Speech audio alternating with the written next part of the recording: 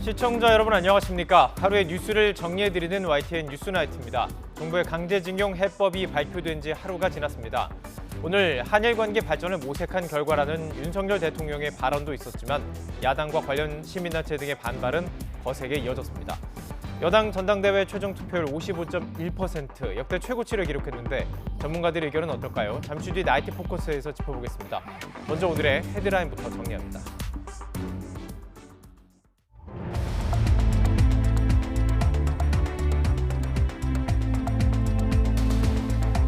먼저 헤드라인부터 전해드립니다. 윤석열 대통령은 정부의 강제징용 대상 해법이 한일 공동이익과 미래 발전에 부합하는 방안을 모색한 결과라고 밝혔습니다. 이르면 다음 주 일본에서 한일 정상회담이 열릴 것으로 보입니다. 정부가 내놓은 제3자 변제 방식에 대해 생존 피해자 대부분은 일본 정부의 사죄와 가해 기업의 배상을 받기 위해 법적 소송을 이어가겠다고 밝혔습니다. 국가인권위도 우려를 나타냈습니다. 북한 김여정이 공해상 전략무기 시험을 미국이 격추하면 선전포고로 간주하겠다고 위협했습니다. 국정원은 북한이 3, 4월 중에 신형 고체 ICBM을 발사할 가능성이 있다고 분석했습니다. 국민의힘 새 대표를 선출하는 전당대회 최종 투표율이 55.1%로 역대 최고치를 기록했습니다. 안철수, 황교안 후보는 공동회견을 열고 대통령실 개입 의혹 등과 관련해 김기현 후보의 사퇴를 촉구하며 협공에 나섰습니다. 정의당이 민주당과 함께 김건희 여사 주가 조작 의혹 특검을 추진하기로 했습니다.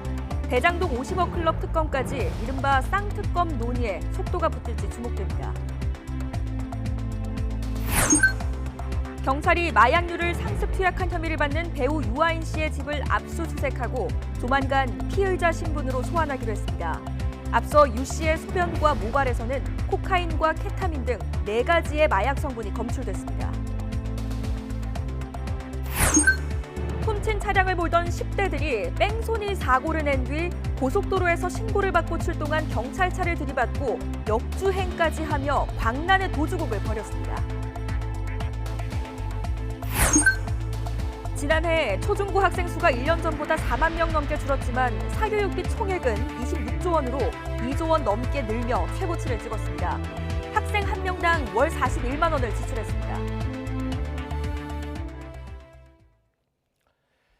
윤석열 대통령은 제3자 변제 방식의 징용 해법은 한일 공동이익과 미래 발전에 부합하는 방안을 모색한 결과라고 강조했습니다. 윤 대통령은 이르면 다음 주 일본을 방문해 한일 정상회담을 여는 방안을 조율하고 있습니다. 조은지 기자입니다. 정부의 강제징용 해법이 공개된 이튿날 윤석열 대통령이 국무회의를 통해 직접 그 의미를 설명했습니다. 윤 대통령은 한일 간 미래지향적 협력은 두 나라는 물론 세계 전체의 자유와 평화, 번영을 지켜줄 게 분명하다고 밝혔습니다.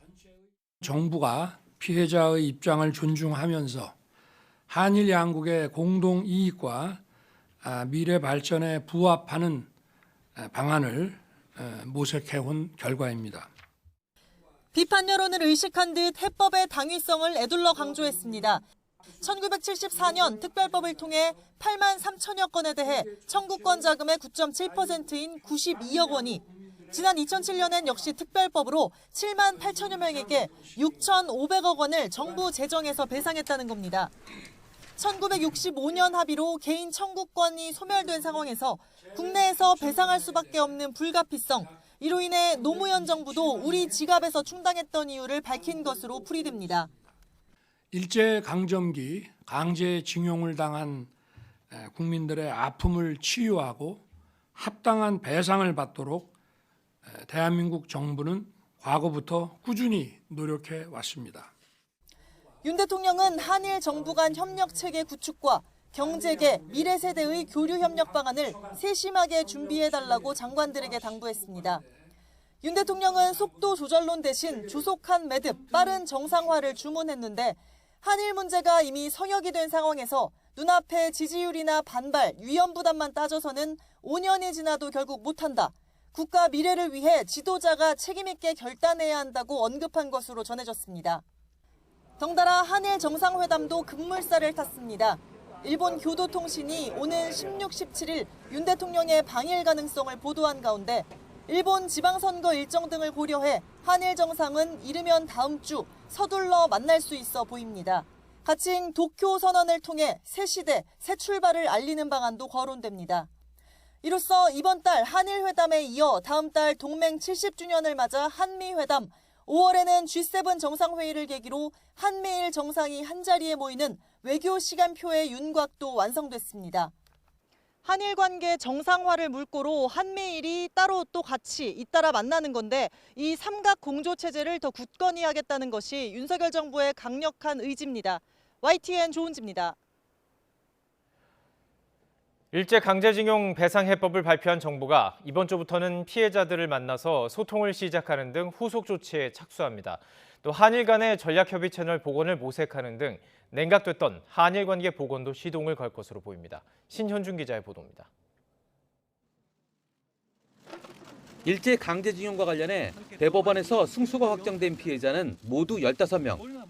외교부는 판결금을 지급할 일제 강제동원 피해자 지원 재단과 함께 이번 주부터 피해자들을 만나 정부의 해법을 설명하기로 했습니다.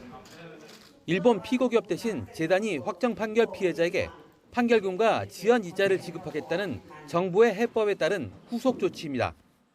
피해자들을 접촉해서 그 지금까지의 정부의 입장과 경과 등을 소상하게 설명드리고 진정성 있는 자세로 이분들의 이해를 돕고 동의를 구하는 노력을 해 나갈 것입니다. 15명이 받게 될 판결금과 지연 이자는 약 40억 원. 다만 피해자 측 2명은 아직까지 연락이 닿지 않는 상태입니다. 재원은 민간 기업의 자발적 기여를 받아 조성하는데 대상은 포스코와 한국도로공사 등 한일 청구권 자금 수혜 기업 16곳이 거론됩니다. 각종 전략 협의 채널 복원 등 얼어붙은 한일 관계 정상화도 시동을 걸 것으로 보입니다. 한일 외교 차관급 전략 대화가 우선 고려 대상입니다. 중장기 관점에서 지역과 전 세계 이슈를 폭넓게 협의하는 채널로 2005년 시작됐지만 2014년 이후 중단됐습니다. 한일 외교국방부의 2+2 형식 대화체인 안보정책협의회도 1998년 시작돼 꾸준히 열렸지만 2018년 이후에는 열리지 않아 복원이 추진될 전망입니다. 경색된 관계를 방치하지 않고 국익 차원에서 국민을 위해서 악순환의 고리를 끊어야 한다고 생각을 합니다. 다만 반쪽짜리 강제징용 해법이란 비판 여론이 여전해 한일 관계 복원이 추진력을 얻을 수 있을지는 미지수입니다. YTN 신현주입니다. 일본 언론들은 우리 정부의 강제동원 해법안 발표를 일제히 주요 뉴스로 다뤘습니다. 또 이번 조치가 한일 관계 정상화로의 전진이라고 평가하며 일본 정부의 한국에 대한 수출 규제 처리를 촉구하기도 했습니다. 보도에 김세우 기자입니다. 우리 정부의 강제동원 해법안 발표가 일본 주요 신문들의 일면을 장식했습니다. 일본 내 최대 부수를 자랑하는 요미우리 신문은 한일 정상화의 전진이라고 보도했습니다. 윤석열 대통령이 일본 피고 기업의 배상을 요구하는 피해자 단체의 강경한 입장에도 식민지배의 피해 보상의 완전한 해결을 담은 한일 청구권 협정을 우선에 지킨 점을 높이 평가한다고 밝혔습니다. 아사히 신문은 윤 대통령이 무거운 결단을 했다고 전했습니다. 그러면서 일본 정부가 강제동원은 일본 재판부도 인정했다는 사실을 잊으면 안 된다고 강조했습니다. 특히 한국 대법원의 강제동원 피해자 배상 판결에 대한 사실상의 보복 조치인 수출 규제 강화도 철회해야 한다고 촉구했습니다. 니혼 게이자의 신문도 일본이 한국 측이 제시한 개선책에 대해 수출 관리 규제 조치를 원상 회복하는 것이 이치에 합당하다고 강조했습니다. 일본 정부 측도 강제동원 해법안 발표 이후 수출 규제 해제를 위해 한국 측과의 협의에 속도를 내겠다는 뜻을 밝혔습니다. WTO の紛争解決手続きを中断するという意思が示されましたので、政策対話を再開する環境が整ったという判断をしたものであります。 하지만 일본 여당인 자민당 내부에서는 일부 강경파를 중심으로 기시다 내각이 강제동원 자체를 인정했다는 억지 주장까지 나오고 있습니다. 기시다 총리로서는 보수 우익 세력의 분위기도 살펴야 하는 만큼 우리 정부의 해법안에 적절한 호응 조치를 내놓을 수 있을지는 더 지켜봐야 할 것으로 보입니다. 도쿄에서 YTN 김세호입니다. 하지만 강제동원 피해자들의 반발은 계속되고 있습니다. 생존 피해자인 양금덕, 김성주 할머니는 굶어 죽어도 우리나라 돈은 받지 않고 오직 일본 배상만 받겠다며 소송을 이어가겠다는 뜻을 밝혔습니다. 국가인권위원장도 성명을 통해 일본 정부의 사죄가 먼저라고 우려를 표했습니다. 박정현 기자가 보도합니다. 일제 강제동원 생존 피해자 양금덕 할머니와 김성주 할머니가 국회를 찾았습니다. 95살의 고령에도 정부의 제3자 변제안을 규탄하는 의견을 직접 표명하기 위해서입니다. 국회 앞 시국선언에 나선 할머니들은 정부안에 따른 돈은 한 푼도 받지 않겠다면서 이번 결정을 내린 윤석열 대통령을 다시 한번 강하게 비판했습니다. 윤석열은 한국 사람인가 조선 사람인가 어느 나라에서 온 사람인지를 모르겠습니다. 나 그런 돈은 꼭 굶어 죽어도 안 받아요. 내가 왜 그런 돈을 받아요? 일본에 끌려가 평생 골병이 들 만큼 고초를 겪었는데 일본 정부의 사죄조차 받을 수 없는 현실에 울분을 토하기도 했습니다. 지금이라도 잘못했다고 미안합니다 소리 한 자리만 하면 우리도 용서를 하겠는데 그런 말 한마디도 없고 우리를 이렇게 골병이 들게 만들어 놓고 그렇게 된 것이 생각하면 생각을 들어 눈물이 나고. 할머니들을 비롯해 피해자 대부분은 정부안과 상관없이 법적 소송을 통해 일본 측 배상을 끝까지 받아내겠다는 뜻을 확고히 했습니다.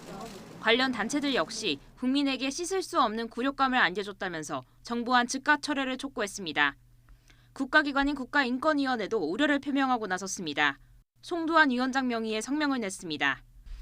강제동원 피해배상 문제는 단순한 채권 채무 문제가 아닌 만큼 인권 침해 사실에 대한 가해자의 인정과 사죄가 반드시 전제돼야 한다는 겁니다. 피해자 측과 관계단체는 정부안 철회를 촉구하는 범국민 서명운동을 전개하고 이번 주부터 주말마다 규탄 집회를 이어갈 계획입니다. YTN 박정현입니다. 정치권의 공방도 가열되고 있습니다. 일제전쟁범죄 면죄부를 준 계묘 늑약이라는 야권의 맹공에 국민의힘은 과거 어느 정부도 해결하지 못한 일을 현 정부가 해냈다며 맞받았습니다. 정현우 기자의 보도입니다. 더불어민주당은 정부가 내놓은 제3자 변제 방식의 강제징용 해법을 계묘늑약, 최악의 국치라며 맹비난했습니다. 일본에 묻지마 면죄부를 주고 피해자 상처를 헤집는 2차 가해이자 어느 나라 대통령이 한 것인지 모를 국가 포기 정책이란 겁니다. 면죄부를 주는 최악의 외교적 패착이자 국치입니다. 국가의 자존심을 짓밟고 피해자의 상처를 2번 헤집는 계묘 늑약과 진배가 없습니다. 민주당, 정의당 등 야권은 강제징용 생존 피해자, 시민단체 등과 함께 긴급 시국선언과 간담회를 잇따라 열고 끝까지 싸우겠다며 강경 대응을 예고했습니다. 우리 국민의 뼈아픈 과거사를 팔아넘긴다는 냉엄한 평가를 피할 수 없습니다. 우리 모두 힘 모아 함께 싸워나갈 것입니다. 국민의힘은 거듭 엄호에 나섰습니다. 역대 어느 정권도 손대지 못한 폭탄을 윤석열 대통령이 처리했다며 대승적 결단으로 치켜 세웠습니다. 과거사 문제를 극복하지 않으면 미래로 나갈 수 없다. 저는 그래서 윤석열 대통령이 지금 폭탄 처리반을 맡아가지고 지금 EOD 슈트를 입고 폭탄 처리에 나선 겁니다. 야권의 공세를 죽창가로 일축하면서 이번 해법은 과거 김대중 오부치 공동선언과 노무현 정부 기조를 계승한 것이라고 반박했습니다. 안일 감정만 자극하며 문제를 악화시켰던 문재인 정부를 따라가지 말고 한일 관계의 새 역사를 쓰고자 했던 김대중 노무현 정부를 따라가기 바랍니다. 야권과 시민단체는 오는 11일 서울 도심에서 범국민대회와 서명운동을 진행한다는 방침입니다. 3월 임시국회가 산적한 현안에 강제동원 피해 배상안을 둘러싼 공방까지 더해지면서 여야의 극한 대치 전국은 당분간 불가피할 것으로 보입니다. YTN 정현우입니다. 북한 김여정 노동당 부부장이 15일 만에 담화를 냈습니다. 자신들의 전략 무기 시험에 대해 미국이 군사적 대응을 한다면 이를 선전포고로 간주할 거라고 위협했습니다. 이런 가운데 다음 주에는 한미 자유의 방패 연습이 예정되어 있죠. 이미 강대강 대응을 경고한 북한이 3, 4월 중에 또 한 번의 도발을 할 가능성이 있다고 국정원이 분석했습니다. 임성재 기자가 취재했습니다. 북한 김여정 노동당 부부장이 지난달 20일 이후 15일 만에 담화를 발표했습니다. 북한이 태평양 지역으로 대륙간 탄도미사일을 발사할 경우 즉각 격추할 것이란 미국 인도태평양 사령관의 발언이 전해지자 강하게 반발하고 나선 겁니다. 김 부부장은 한미 군사 동태를 빠짐없이 주시하고 있다며 언제든지 압도적인 행동을 취할 수 있는 준비태세에 있다고 주장했습니다. 그러면서 전략무기 시험에 대한 군사적 대응이 따른다면 이를 명백한 선전포고로 간주할 것이라고 으름장을 놨습니다. 북한 외무성도 3개월 만에 우리나라 서해상공에 전개된 미 장거리 폭격기 B-51을 직접 언급하며 불쾌감을 숨기지 않았습니다. 한미훈련을 군사적 도발 움직임으로 규정하고 격렬한 물리적 충돌이 발생하지 않으리라는 담보는 어디에도 없다고 위협했습니다. 국제사회에는 한국과 미국의 전쟁 연습을 중단하라는 명백한 신호를 보낼 것을 요구했습니다. 미국 전략자산의 한반도 전개와 역대급 한미 군사훈련 움직임에 강대강 대응을 예고한 것으로 보입니다. 그 강력하고 충격적인 방식으로 대응할 것임을 경고하고 있습니다. 이는 태평양 공해상에 전략미사일을 발사하는 방식이 될 가능성이 있고 이에 대해 미국이 요격을 시도할 경우 실질적인 물리적 충돌이 일어날 수도 있음을 북한은 우려하고 있는 것으로 보입니다. 국가정보원도 북한이 3월과 4월 중으로 대규모 훈련을 전개하고 신형 고체 ICBM을 발사할 소지가 있다고 국회에 보고했습니다. 특히 기술적인 수요와 김여정의 예고 등을 감안시 사거리를 축소한 ICBM 정상각도 시험 발사 가능성도 배제할 수 없다고 하였습니다. 한미 자유해방패 연합연습이 다음 주로 다가온 가운데 북한이 위협 수위를 끌어올리면서 한반도를 둘러싼 긴장감이 고조되고 있습니다. YTN 임성재입니다. 집권 여당의 새 지도부를 뽑는 국민의힘 당원 투표가 오늘 마무리됐습니다. 역대 최고 투표율을 기록했습니다. 결과는 내일 오후 전당대회에서 발표가 될 예정인데 후보들은 마지막까지 변수의 촉각을 곤두세우며 팽팽한 신경전을 이어갔습니다. 황윤태 기자가 취재했습니다. 100% 당원 투표로 치러지는 이번 국민의힘 전당대회의 최종 투표율은 55.1%입니다. 전체 선거인단 83만 7천여 명 가운데 46만 1천여 명이 투표에 참여했습니다. 이준석 전 대표가 당선된 지난 2021년 6월 전당대회 때의 45.36%보다 9.7%포인트 높습니다. 국민의힘 당대표 선거 사상 역대 최고치인데 당권 주자들은 모두 자신들에게 유리한 결과로 나타날 거라고 기대하며 막판 총력전을 펼쳤습니다. 특히 안철수, 황교안 후보는 경쟁자인 김기현 후보의 울산 땅 투기 의혹과 대통령실 관계자의 전당대회 개입 의혹을 고리로 협공에 나섰습니다. 김기현 후보의 울산 땅 투기 의혹과 대통령실 행정관 선거 개입 의혹은 전당대회가 끝난 후라도 반드시 진실이 규명돼야 됩니다. 김기현 후보는 이 두 사건에 대한 책임을 지고 즉각 사퇴해야 합니다. 김기현 후보는 울산 땅 투기 의혹의 장본인임에도 지금까지 거짓된 변명과 회피로 일관했습니다. 안철수 후보 측은 한 발 더 나가 강승규 대통령실 시민사회 수석을 직권남용 혐의로 공수처에 고발했습니다. 전당대회와 별개로 대통령실 관계자의 개입 의혹을 법적으로 따져보겠다는 건데 천하람 후보는 취지엔 공감하면서도 방법론을 놓고는 온도차를 드러냈습니다. 문제점은 명확히 지적해야 하지만 전당대회 불복이나 과격한 투쟁으로 가선 안 된다는 겁니다. 경쟁자들의 파상 공세에 김기현 후보 측도 가만히 있지는 않았습니다. 행정관이 채팅방에 있었다는 이유로 대통령실 개입이라고 주장하는 건 침소봉대라며 막장 내부 총질이라는 거친 반응까지 내놨습니다. 후보직 사퇴 요구도 일축했습니다.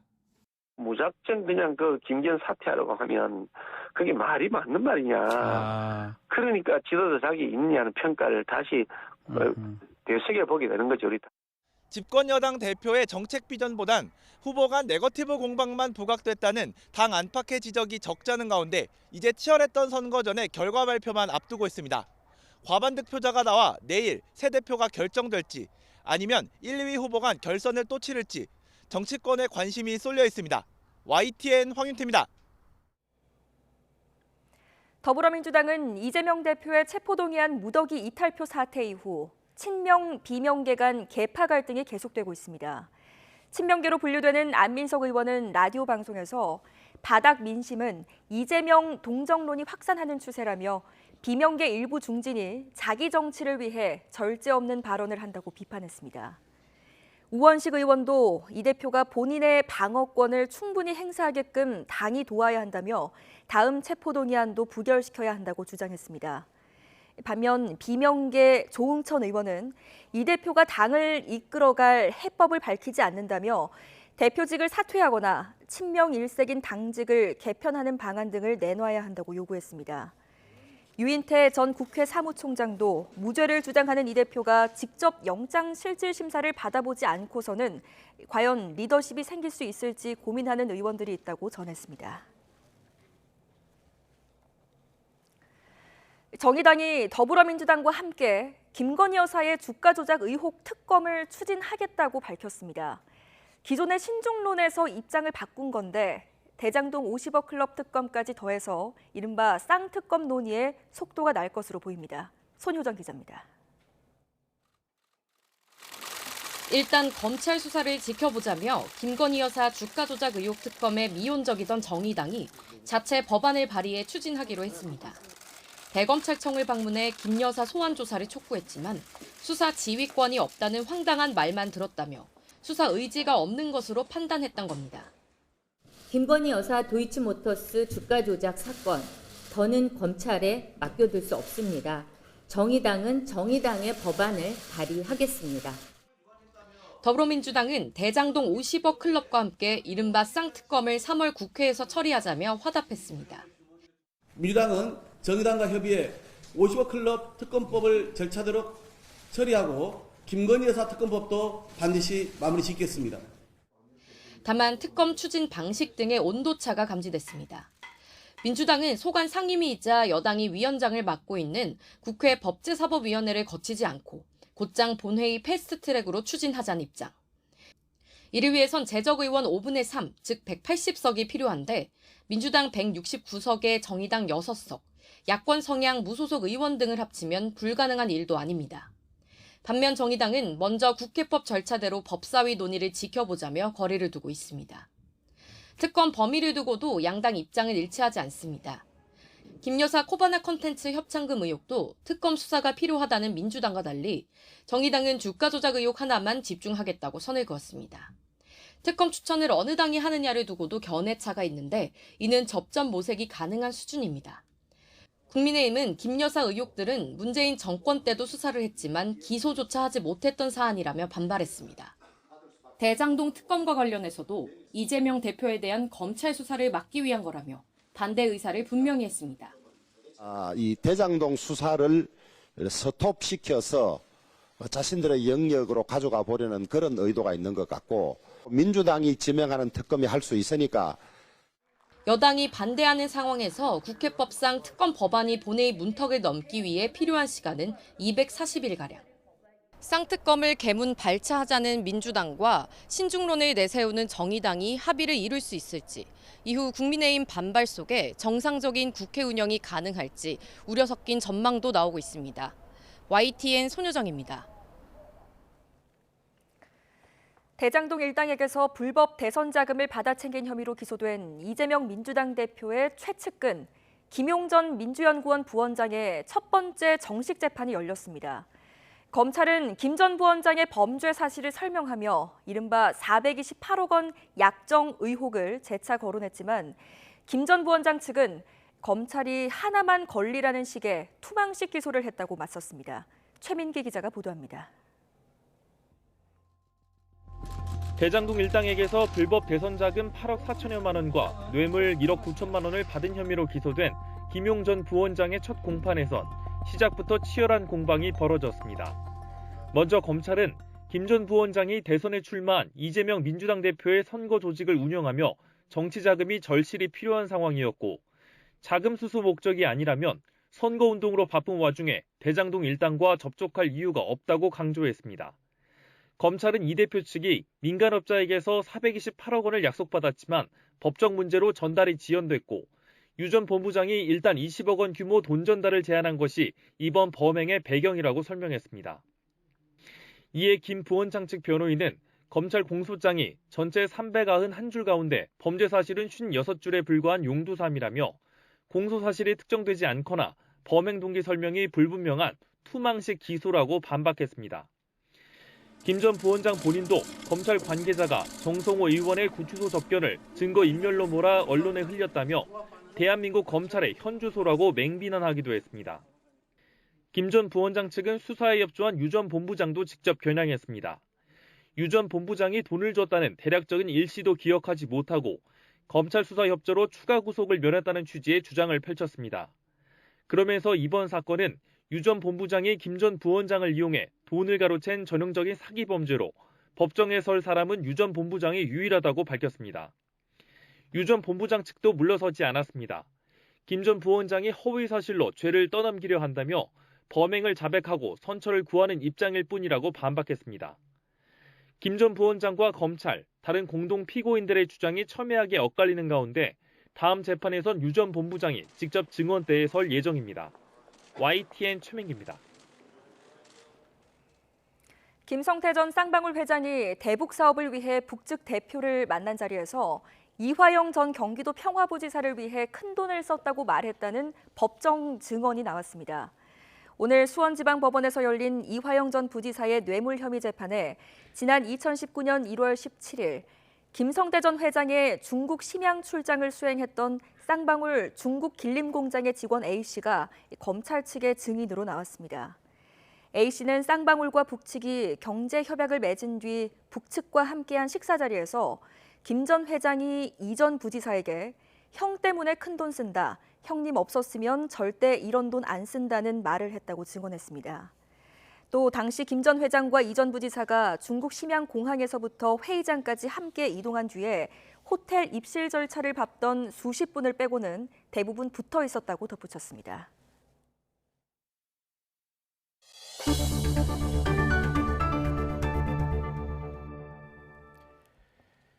경찰이 2년 동안 여러 마약을 상습 투약한 혐의를 받고 있는 배우 유아인 씨 집을 압수수색했습니다. 유아인 씨는 피의자 신분으로 조만간 경찰 조사를 받을 것으로 보입니다. 김혜린 기자입니다.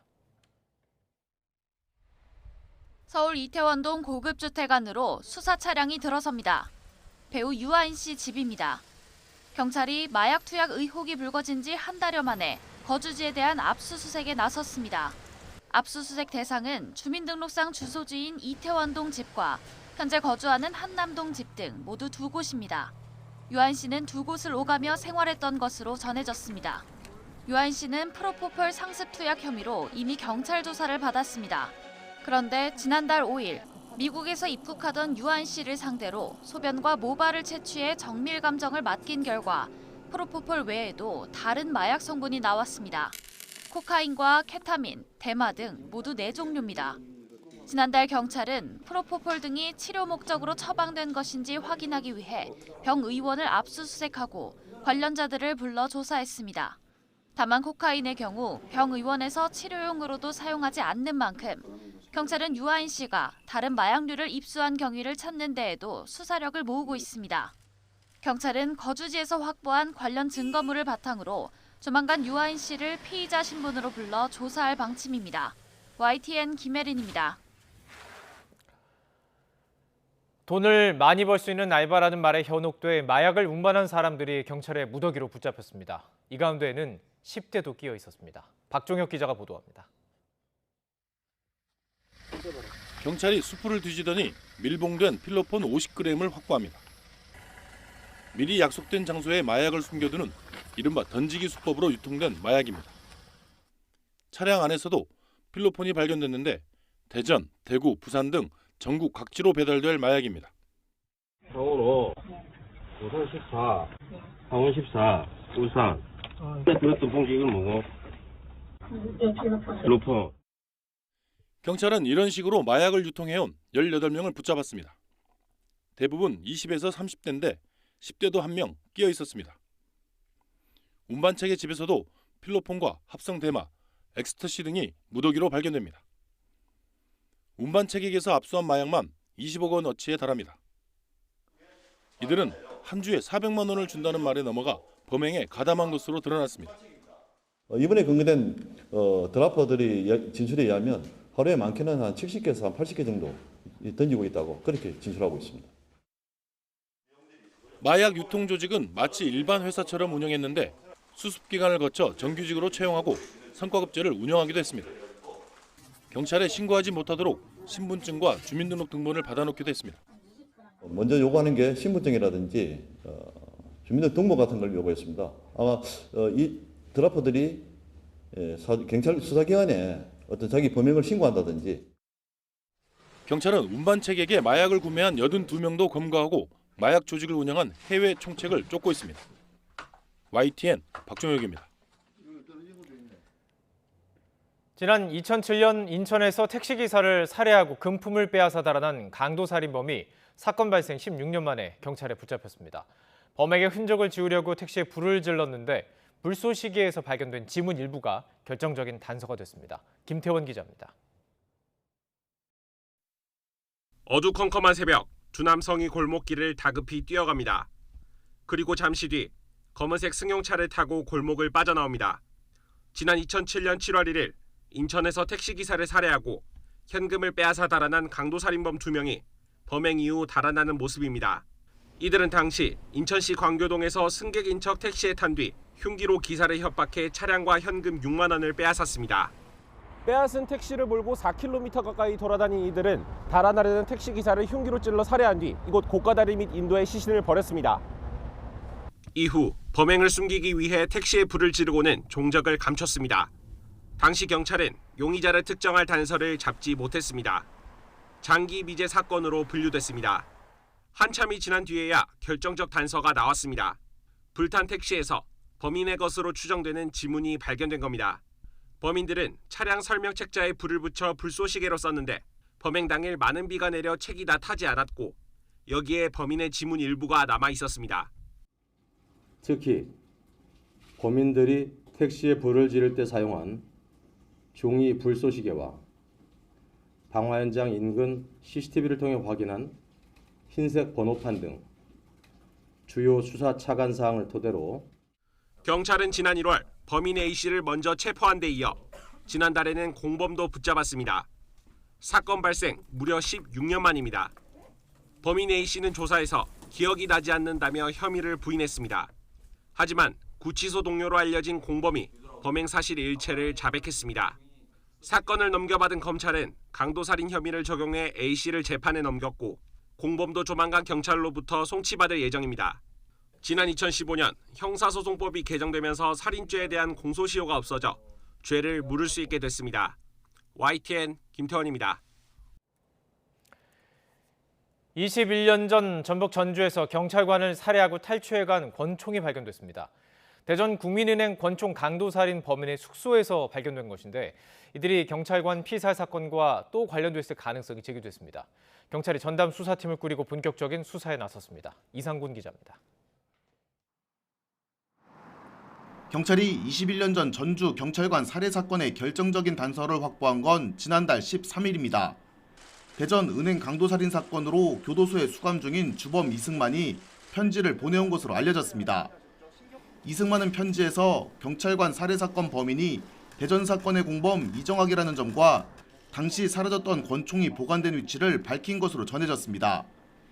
이를 토대로 경찰이 권총을 발견한 곳은 이승만이 거처로 쓰던 울산 지역 숙박업소였습니다. 사라졌던 총기가 발견됐지만 경찰관 살해범이 누구인지는 아직 알 수 없는 상태. 경찰은 사건의 실체를 밝히기 위해 총기를 국립과학수사연구원에 정밀감식을 의뢰하고 대규모 전담수사팀을 꾸렸습니다. 유족분들한테는 통보를 해드렸고요. 수사를 정확하게 해서 범인 검거를 해서 그 한을 풀어드릴 수 있도록 하겠다는 말씀을 드렸습니다. 이승만과 이정학은 전주 사건에 앞서 발생한 대전 은행강도 살인 사건으로 1심에서 각각 무기징역과 징역 20년을 선고받았습니다.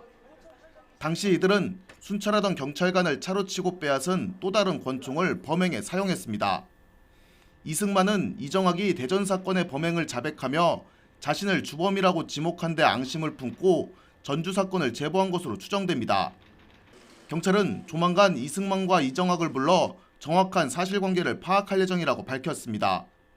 또 전주에서 탈취된 권총에 실탄이 그대로 보존돼 있었는지를 확인하고 이들이 또 다른 범죄에 이 권총을 사용했는지도 조사할 계획입니다. YTN 이상곤입니다. 훔친 차량을 몰던 10대들이 고속도로에서 경찰과 추격전을 벌였습니다. 뺑소니로 신고된 이들은 경찰차까지 들이받고 역주행도 서슴지 않았는데 망가진 승용차를 버려두고 달아나다가 경찰에 붙잡혔습니다. 오선열 기자의 단독 보도입니다. 꽉 막힌 고속도로에서 승용차 한 대가 정차한 차량 사이를 헤집고 다닙니다. 나들목으로 빠지기 위해 갓길로 이동한 승용차는 출동한 경찰차를 그대로 들이받습니다. 경찰관이 차에서 내려 제지할 새도 없이 경찰차와 가드레일 틈을 비집고 들어가 도주합니다. 오전 10시 30분쯤 호남고속도로 순천 방향 서순천 나들목 인근에서 차량 한 대가 역주행하며 차량 여러 대를 들이받았습니다. 이들은 나들목 인근에 차를 버리고 도주하다가 경찰에 붙잡혔습니다. 이 과정에서 경찰관 2명이 다치고 경찰차 등 차량 8대가 파손됐습니다.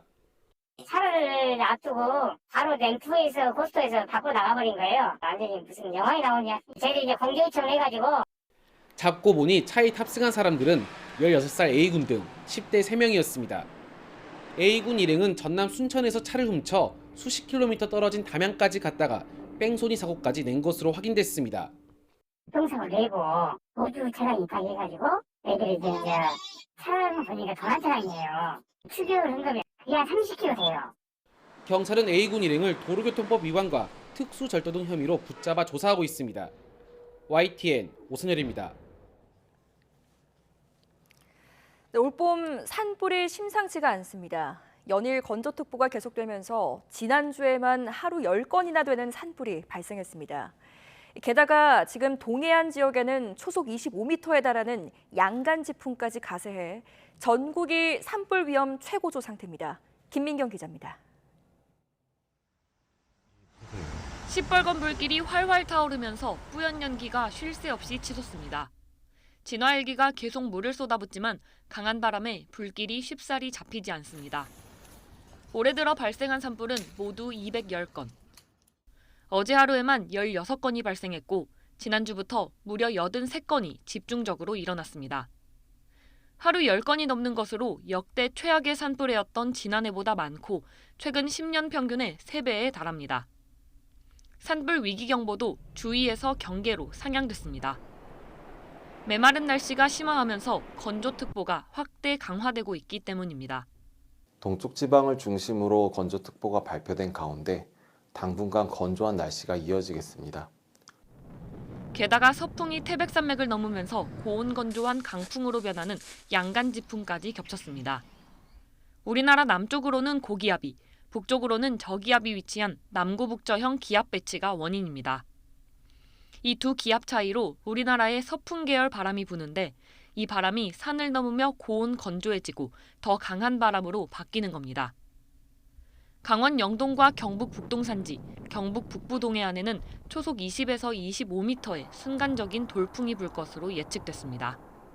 바람이 불게 되면요, 그 화염이 옆으로 눕게 되면서 빠르게 번지게 됩니다. 그래서 최대 한 28배까지 번지게 되는데요. 이 경우에는 바람의 영향을 받아서 불씨가 2km까지 날아갈 수도 있습니다. 2000년 강릉 산불, 2019년 고성 산불, 그리고 지난해 울진 삼척 산불까지 모두 양간지풍이 키운 대형 산불입니다. 이 건조한 날씨에 강풍까지 겹쳐서 작은 불씨도 대형 산불로 크게 이어질 가능성이 있는 만큼 산림 인접 지역에서는 각별한 주의가 필요합니다. YTN 김민경입니다. 오늘 강릉 낮 기온이 24.2도까지 오르면서 지역 관측 사상 3월 상순 기온으로는 가장 높았습니다. 그 밖에 대전 21.1도, 울산 21.3도, 서울도 19.4도로 올해 들어 가장 따뜻했습니다. 기상청은 맑은 날씨에 따뜻한 남서풍이 유입되며 전국 대부분 지역이 올해 들어 가장 높은 기온을 기록했다고 밝혔습니다. 낮 기온이 20도 안팎까지 오르는 고온 현상은 토요일까지 계속되다가 일요일 전국에 비가 내리면서 누그러들 것으로 보입니다. 새내기 소방관이 마을 주민을 구하기 위해서 불이 난 건물 안으로 뛰어들어갔다가 끝내 숨졌습니다. 빈소에는 고인의 숭고한 희생을 추모하려는 조문객들의 발길이 이어졌습니다. 김민성 기자입니다. 성공일 소방사가 자신이 구하려던 마을 주민과 숨진 채 발견된 단독주택입니다. 감식복을 입은 경찰과 소방, 국과수 대원들이 투입돼 화재 흔적을 들여다보고 있습니다. 비닐하우스 주변에서 쓰레기와 깨 등을 태웠는데 불이 바로 옆 창고를 지나 집으로 옮겨 붙은 거로 추정됩니다. 순직한 소방관은 안에 있던 할아버지를 구하기 위해 현장 도착 직후 곧바로 집 안으로 들어간 것으로 전해졌습니다. 빈소에는 슬픔을 함께 나누려는 동료와 지인들의 발길이 줄이었습니다. 성실하고 정의감 강했던 친구를 그리워하며 비통함을 감추지 못했습니다. 친구가 되게 듣고 믿기지 않았는데 기사화가 된 거 보고 나서 좀 지금도 어안이 벙벙하긴 한데 평상시 다른 친구들보다 더 근데 정의감 있었던 친구로 기억이 나요. 성소방사는 고등학교 졸업 후 소방 관련 학과에 진학했습니다. 긴 수험 기간에도 지치지 않고 세 차례 도전한 끝에 지난해 5월 결국 꿈에 그리던 소방관이 됐습니다. 이후 높은 사명감으로 어떤 현장에서건 최선을 다했던 고인. 오는 16일 생일을 앞두고 영면에 들었습니다. 사람이 있다는 말에 그 불 속으로 뛰어들어갔던 그 정의감, 용기 감사하고 또 미안하고 죄송합니다. 소방이 위험직무 순직을 추진 중인 가운데 고인의 장례는 목요일까지 나흘간 전라북도청장으로 엄수됩니다. YTN 김민성입니다. 윤석열 대통령은 주택 화재 현장에서 순직한 고 성공일 소방교를 추모하며 국민과 함께 애도한다고 밝혔습니다. 윤 대통령은 오늘 청와대 영빈관에서 열린 튀르키예 구구단 격려 오찬 인사말에서 이를 언급하며 안타까운 마음을 금할 길이 없다. 국가는 고인의 헌신을 잊지 않겠다고 말했습니다. 오늘 새벽 대변인 서면 브리핑을 통해서도 정부는 고인이 가시는 길에 한치의 부족함 없이 예우해야 할 뿐 아니라 다시는 이런 안타까운 일이 발생하지 않도록 재발 방지책 마련에 최선을 다하라고 지시했습니다. 사교육비 지출이 또 역대 최고를 기록했습니다. 학생 수는 줄고 있는데 사교육비 지출은 늘어서 26조 원을 찍었습니다. 이 26조 원 어느 정도 규모인지 가늠이 잘 안 되실 텐데 정부가 올해 우리나라 대학교 전체에 지원하는 예산, 이 예산의 2배에 달하는 규모입니다. 장하연 기자입니다. 2022년 대한민국 사교육비 총액 26조 원, 역대 최고치를 경신했습니다. 초중고 학생은 1년 전보다 4만여 명 줄었지만 총액은 10.8% 늘었습니다. 10명 중 8명꼴로 사교육을 받고 있고 참여 시간도 일주일 평균 7시간이 넘습니다. 학생 한 명이 한 달에 쓰는 사교육비는 41만 원. 사교육을 아예 받지 않는 학생을 빼면 한 명이 52만 4천 원을 사용하고 있습니다. 영어 하나는 이제 초등학교 졸업하기 전까지는 어느 정도 마스터 해놔야 예체능 위주로 막 3-4개씩 막 이렇게 다니는 거 보면 하나에당 한 100만 원 가까이씩 이렇게 나가는 것 같아요. 특히 초등학생 사교육비 총액은 2년 사이 57% 가까이 뛰었습니다. 학력 결손에 대한 불안감, 높아진 돌봄 수요 때문인 걸로 보입니다. 특히 출발선에 있어서 초등학교 1, 2학년 학생들, 특히 3학년 학생들, 이런 저연령의 학생들에 대해서는 여전히 학업에 대한 결손에 대한 불안감들이 좀 있었을 것으로 보이고요. 2007년 통계조사 이후 적극적인 사교육 경감 대책을 추진한 2009년부터 2015년까지는 사교육비 총액이 감소했지만 이후 반등해 2년 연속 역대 최대를 기록했습니다. 특히 코로나19로 학교가 사실상 문을 닫아 공교육이 무너진 기간, 학부모들의 사교육 의존도는 더욱 높아졌습니다. 정부는 9년 만에 대책을 내놓겠다고 밝혔습니다. 또 학원 맛을 이미 코로나 기간에 수요자들은 봤기 때문에 학원보다 훨씬 가성비라든지 가심비가 나은 정책들을 내놓아야 될 것이거든요. 또 대입 만만치 않게 고입 관련 사교육도 상당히 횡행하고 있어서 이번 조사는 전국 초중고 약 3,000개 학교의 학생 7만 4천여 명을 조사한 걸로 방과 후 학교나 EBS 교재비, 어학 연수비는 포함되지 않은 겁니다. YTN 장하영입니다. 우리나라 청년들의 삶은 어떨까요? 정부가 실시한 첫 실태조사 결과가 나왔습니다. 인구 절벽 위기는 코앞으로 다가왔는데 여성 가운데 절반은 앞으로 아이를 낳을 생각이 없다고 답했습니다. 박기환 기자입니다. 코로나19에 이은 경제 위기 속 청년들의 고민은 무엇일까? 일반 취업을 원래 준비하려고 했었는데 조금 쉽지 않을 것 같아서 요즘 공무원 쪽으로 약간 생각을 하고 있습니다.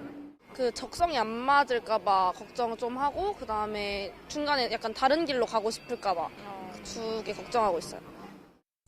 만 19살에서 34살 사이 청년들의 삶에 대한 정부의 첫 실태조사 결과에서 이들의 고민이 여실히 드러났습니다. 조사 대상 15,000명 가운데 미혼은 81.8%, 이 중 4분의 1은 결혼 계획조차 없었습니다. 아이를 낳을 의사가 없다는 응답자는 40%에 육박했는데 특히 여성의 경우 절반 가까이는 앞으로 출산할 뜻이 없다고 답했습니다. 그래도 아이는 결혼을 하게 된다면 꼭 낳아야 되는 건 아니지만 낳으면 좋을 것 같다는 생각은 갖고 있거든요. 비용적인 것도 그렇긴 하지만 사회가 더 위험해지고 있는 것 같다는 생각 들고 안전하게 키우기 힘들 것 같아서. 무엇보다 주머니 사정이 녹록지 않았습니다. 평균 월급은 세전 252만 원 수준인데 부채는 1,200만 원에 달했습니다. 이렇다 보니 절반 이상은 부모님과 함께 살 수밖에 없었고 필요한 대책으로 주택구입자금 대출을 1순위로 꼽았습니다. 힘겨운 취업 준비나 사회생활 탓에 청년들의 정신건강도 우려되고 있습니다. 삶에 대한 만족도와 행복감은 10점 만점에 7점을 넘지 못했고 사회에 대한 신뢰감은 5.2점에 머물렀습니다. 과도한 업무나 진로 불안 등으로 번아웃 증후군을 앓거나 우울증을 호소하는 경우도 적지 않았습니다. 바깥 세상과 단절된 채 집에만 머무는 은둔형 청년도 100명 가운데 2명을 넘었습니다. 다들 노력은 많이 하는데 노력한 거에 따라서 뭔가 성취도는 그만큼 보장되지도 않는 사회이기도 하고 사회적으로 요구하는 기대치가 다들 높은 편이라서. 정부는 청년기본법 제정에 따라 앞으로 2년마다 청년 삶에 대한 실태 조사를 진행하며 정책 수립의 기초자료로 활용할 예정입니다. YTN 박견입니다.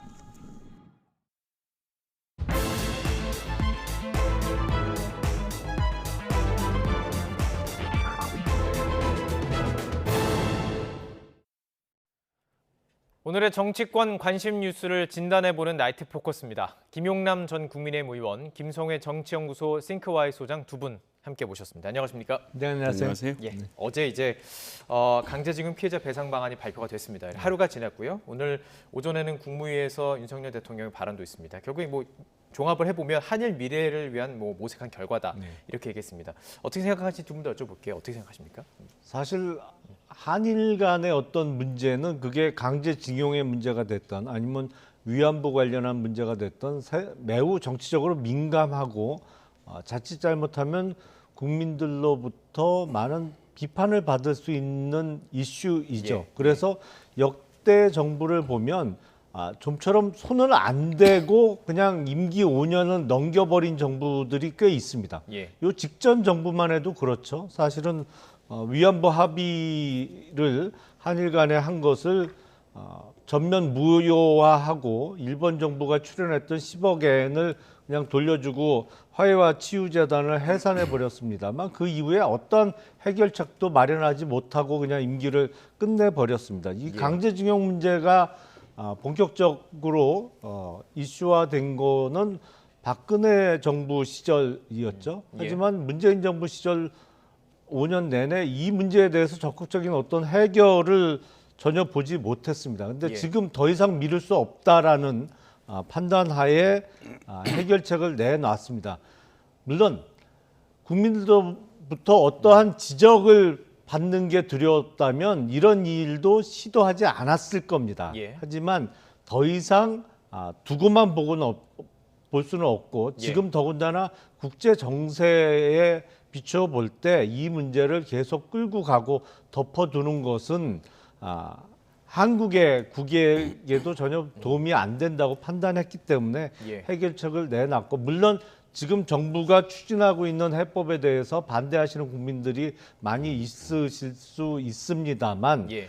현실적으로 외교 문제라는 것은 상대방이 있는 예. 게임이기 때문에 어느 일방의 완전한 만족을 구할 수 있는 해법은 현실적으로는 구하기가 어렵죠. 그런 예. 측면에서 좀 이해를 구하는 측면이 있습니다. 예, 알겠습니다. 그러니까 민감한 사안이고 어떻게 보면 여론을 알리는 작업들이 좀 필요했을 텐데 이제 그렇게 의식해서 말씀하신 것 같아요. 하지만 이 시기가 상당히 중요하기 때문에 선택을 했다 이렇게 얘기하시는데 어떻게 생각하시는지 동일한 점을 드리겠습니다. 의원님 말씀하신 대로 외교는 쌍방이고 상대방이 있는 것이고 어느 한쪽이 다 만족할 수 없는 일이라고 하셨는데 만족을 한 쪽이 있습니다, 이번에. 일본이 아주 만족을 했죠. 일본만 만족. 그래서 일본의 언론의 보도를 좀 인용해 보면요, 두 가지인데요. 일본의 완승이다. 아무것도 양보한 게 없다. 이게 산케이 신문의 산케이 신문이 인용한 자민당 중견 의원의 발언이고요. 지지통신에서도 취재를 해서 한 자민당 의원이 이렇게 얘기합니다. 한국이 잘도 굽혔다. 일본의 요구가 거의 통했다. 이건 이제 제가 하는 얘기가 아니고 제가 지금 한국일보를 그대로 인용해서 한국일보가 일본 언론을 인용한 말씀을 드리는 건데, 그러니까 일본은 아주 화색이 도는 겁니다. 기시다 총리도 아주 잘했다라고 생각하고 전반적으로 아주 만족스러워하는 것이죠.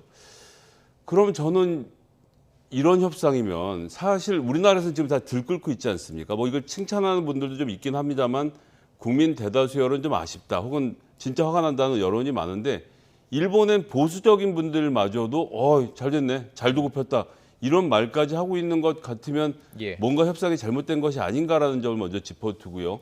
아까 이제 박근혜 대통령과 그 2015년에 협상 말씀을 하셨는데 그때는 아베 총리가 10억 엔의 돈을 일본 국가 예산에서 집행하기로 했던 바가 있고 아베 총리 본인도 직접 사과의 뜻을 밝혔기 때문에 저는 이게 보수 세력에 가져올 수 있는 하한선이라고 봅니다.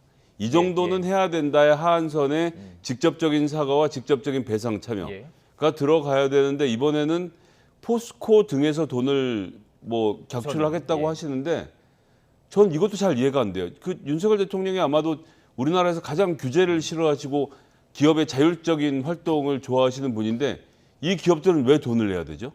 1965년에 3억 불 그거 가져다가 시작한 기업이라고 하지만 그 뒤로 60년이 넘는 세월이 흘렀고 그동안 수많은 국가 세금과 그들의 땀과 노력이 지어서 이제 만들어진 기업이고 하나의 주식회사인데 어떻게 정부가 주식회사에, 그것도 특정 주식회사에 너희들이 돈을 내라라고 요구를 할 수가 있는 건지, 이게 법적으로 가능한 일인지. 그리고 마지막으로는 이게 지금 무슨 운동권들이 나가서 우리 억울하니까 배상해달라고 하는 게 아니고요.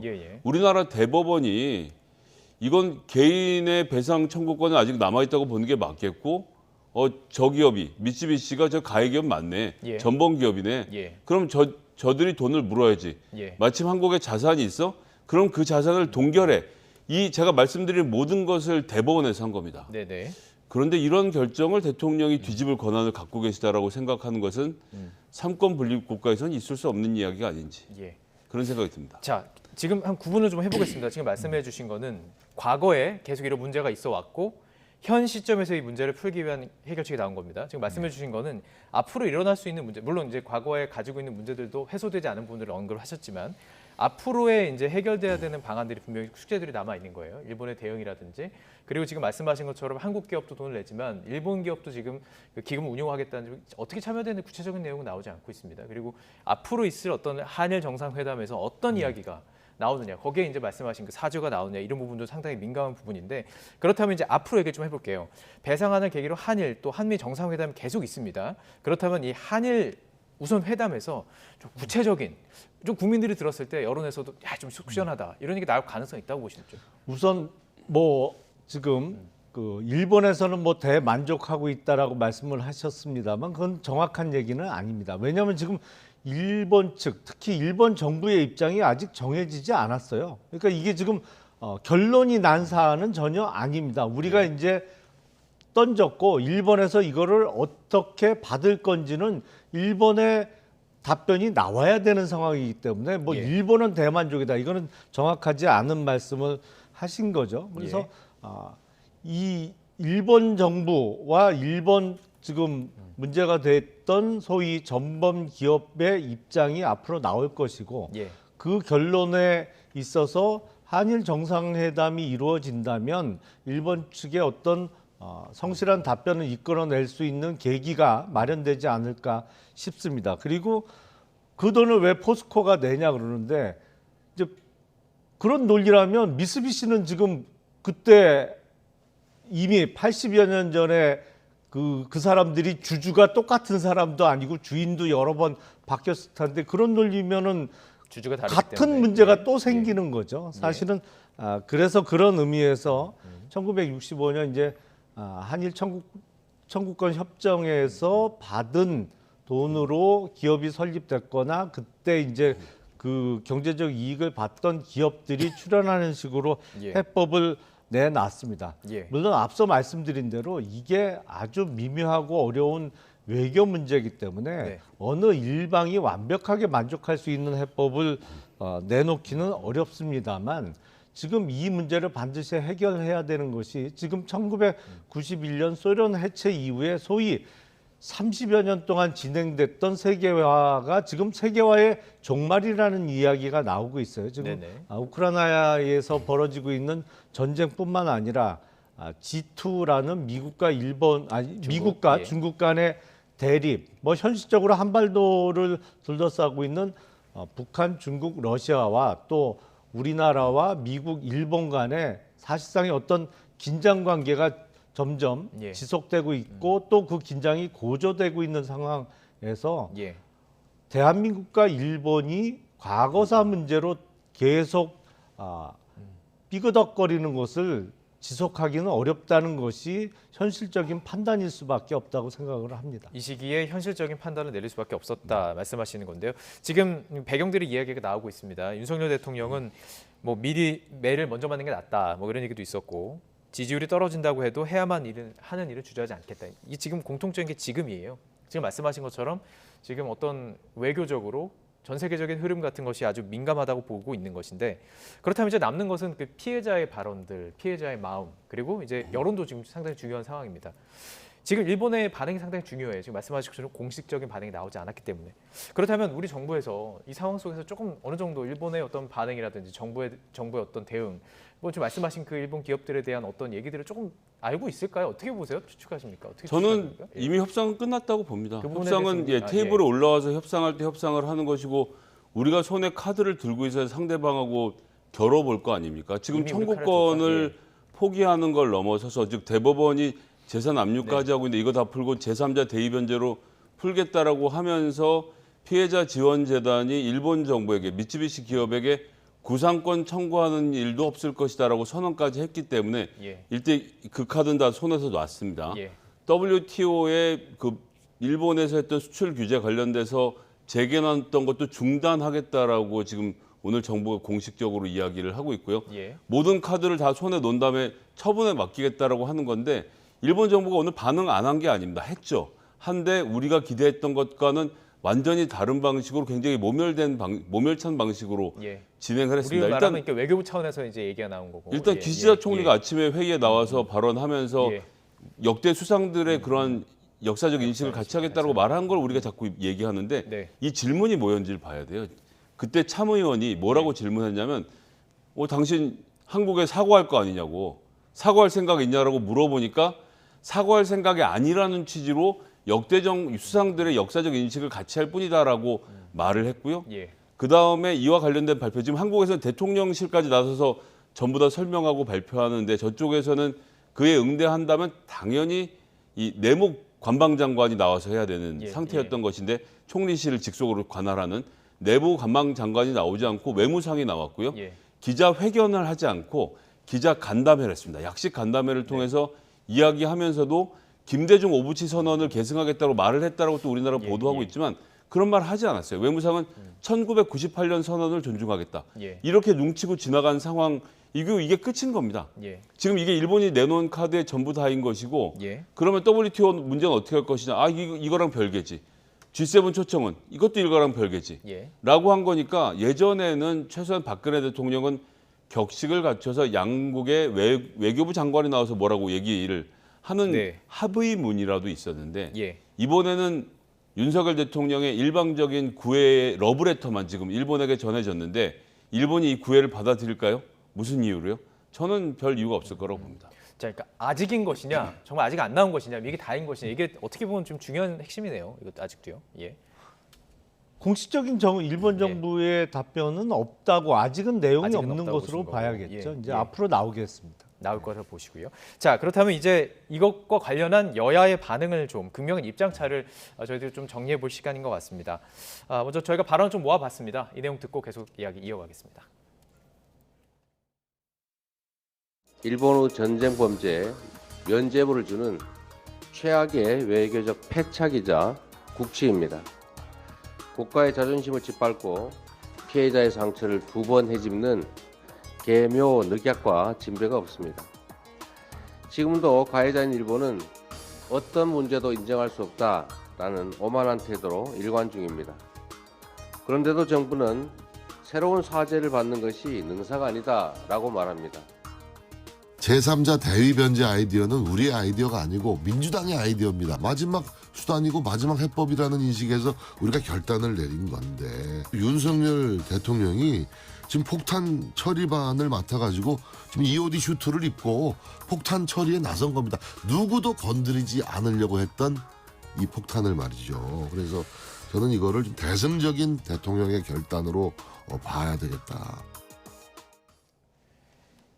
민주당에서는 강도 높게 비판을 했고요. 국민의힘에서는 이 안 자체가 문희상 전 의원이 냈던 안이다 이렇게 얘기하고 있어요. 물론 이제 저희가 참고 자료를 보여드릴 겁니다. 조금 다른 부분이 있어요. 이게 어떤 내용인가요? 그러니까 문희상 전 의장님이 제 기억으로는 그 한국 기업, 일본 기업 그리고 한국 정부와 일본 기업 그리고 또 자발적인 민간 성금까지 그렇죠. 합쳐서 국민성금까지. 재단을 만들어서 그 재단에서 이제 피해자들에게 배상을 하는 그 안을 내놓으셨던 것으로 기억을 하고 문재인 정부에서는 그 안은 받아들여지지 않았죠. 사실은 그러면서 문재인 정부에서는 뭐 구체적인 해결 방안을 딱히 내놓은 건 없습니다. 그리고 이제 5년 임기가 다 끝났고 이 상태에서 앞서 말씀드린 대로 이걸 이제 조속히 매듭을 짓고 해결해야겠다는 차원에서 이번에 정부에서 해결안을 내놓은 것이고요. 저는 지금 윤석열 정부가 반드시 지난 정부의 문희상 전 의장의 제안을 따라서 했다라고는 생각이 안 되고 그런 아이디어 자체도 민주당에서 나온 적이 있다는 정도 차원의 언급이 아닌가 싶습니다. 그러니까 너무 이거 공격하지 말아라 했던 그런 의미일 수도 될 수가 있을 텐데요. 자, 그런데요. 석동현 민주평통 사무처장의 발언 이거 혹시 보셨습니까? 이게 지금 SNS 상에서는 좀 지우셨다고 하더라고요. 좀 일부 부분은. 이게 어떤 내용이냐면 식민 지배받는 나라 중에 배상을 악쓰는 나라 한국말고 어디 있느냐 이런 발언을 한 것으로 전해지고 있고요. 지금은 조금 그 일부를 좀 수정한 것으로 전해지고 있습니다. 어떻게 보세요, 이거는? 프랑스나 영국 등 대부분의 제국주의 국가들 지금까지 네덜란드도 마찬가지고 아프리카 국가들과 소송을 하고 배상하고 참여하는 과정들을 계속 역사적으로 하고 있습니다. 안 하고 있는 것이 아니고요.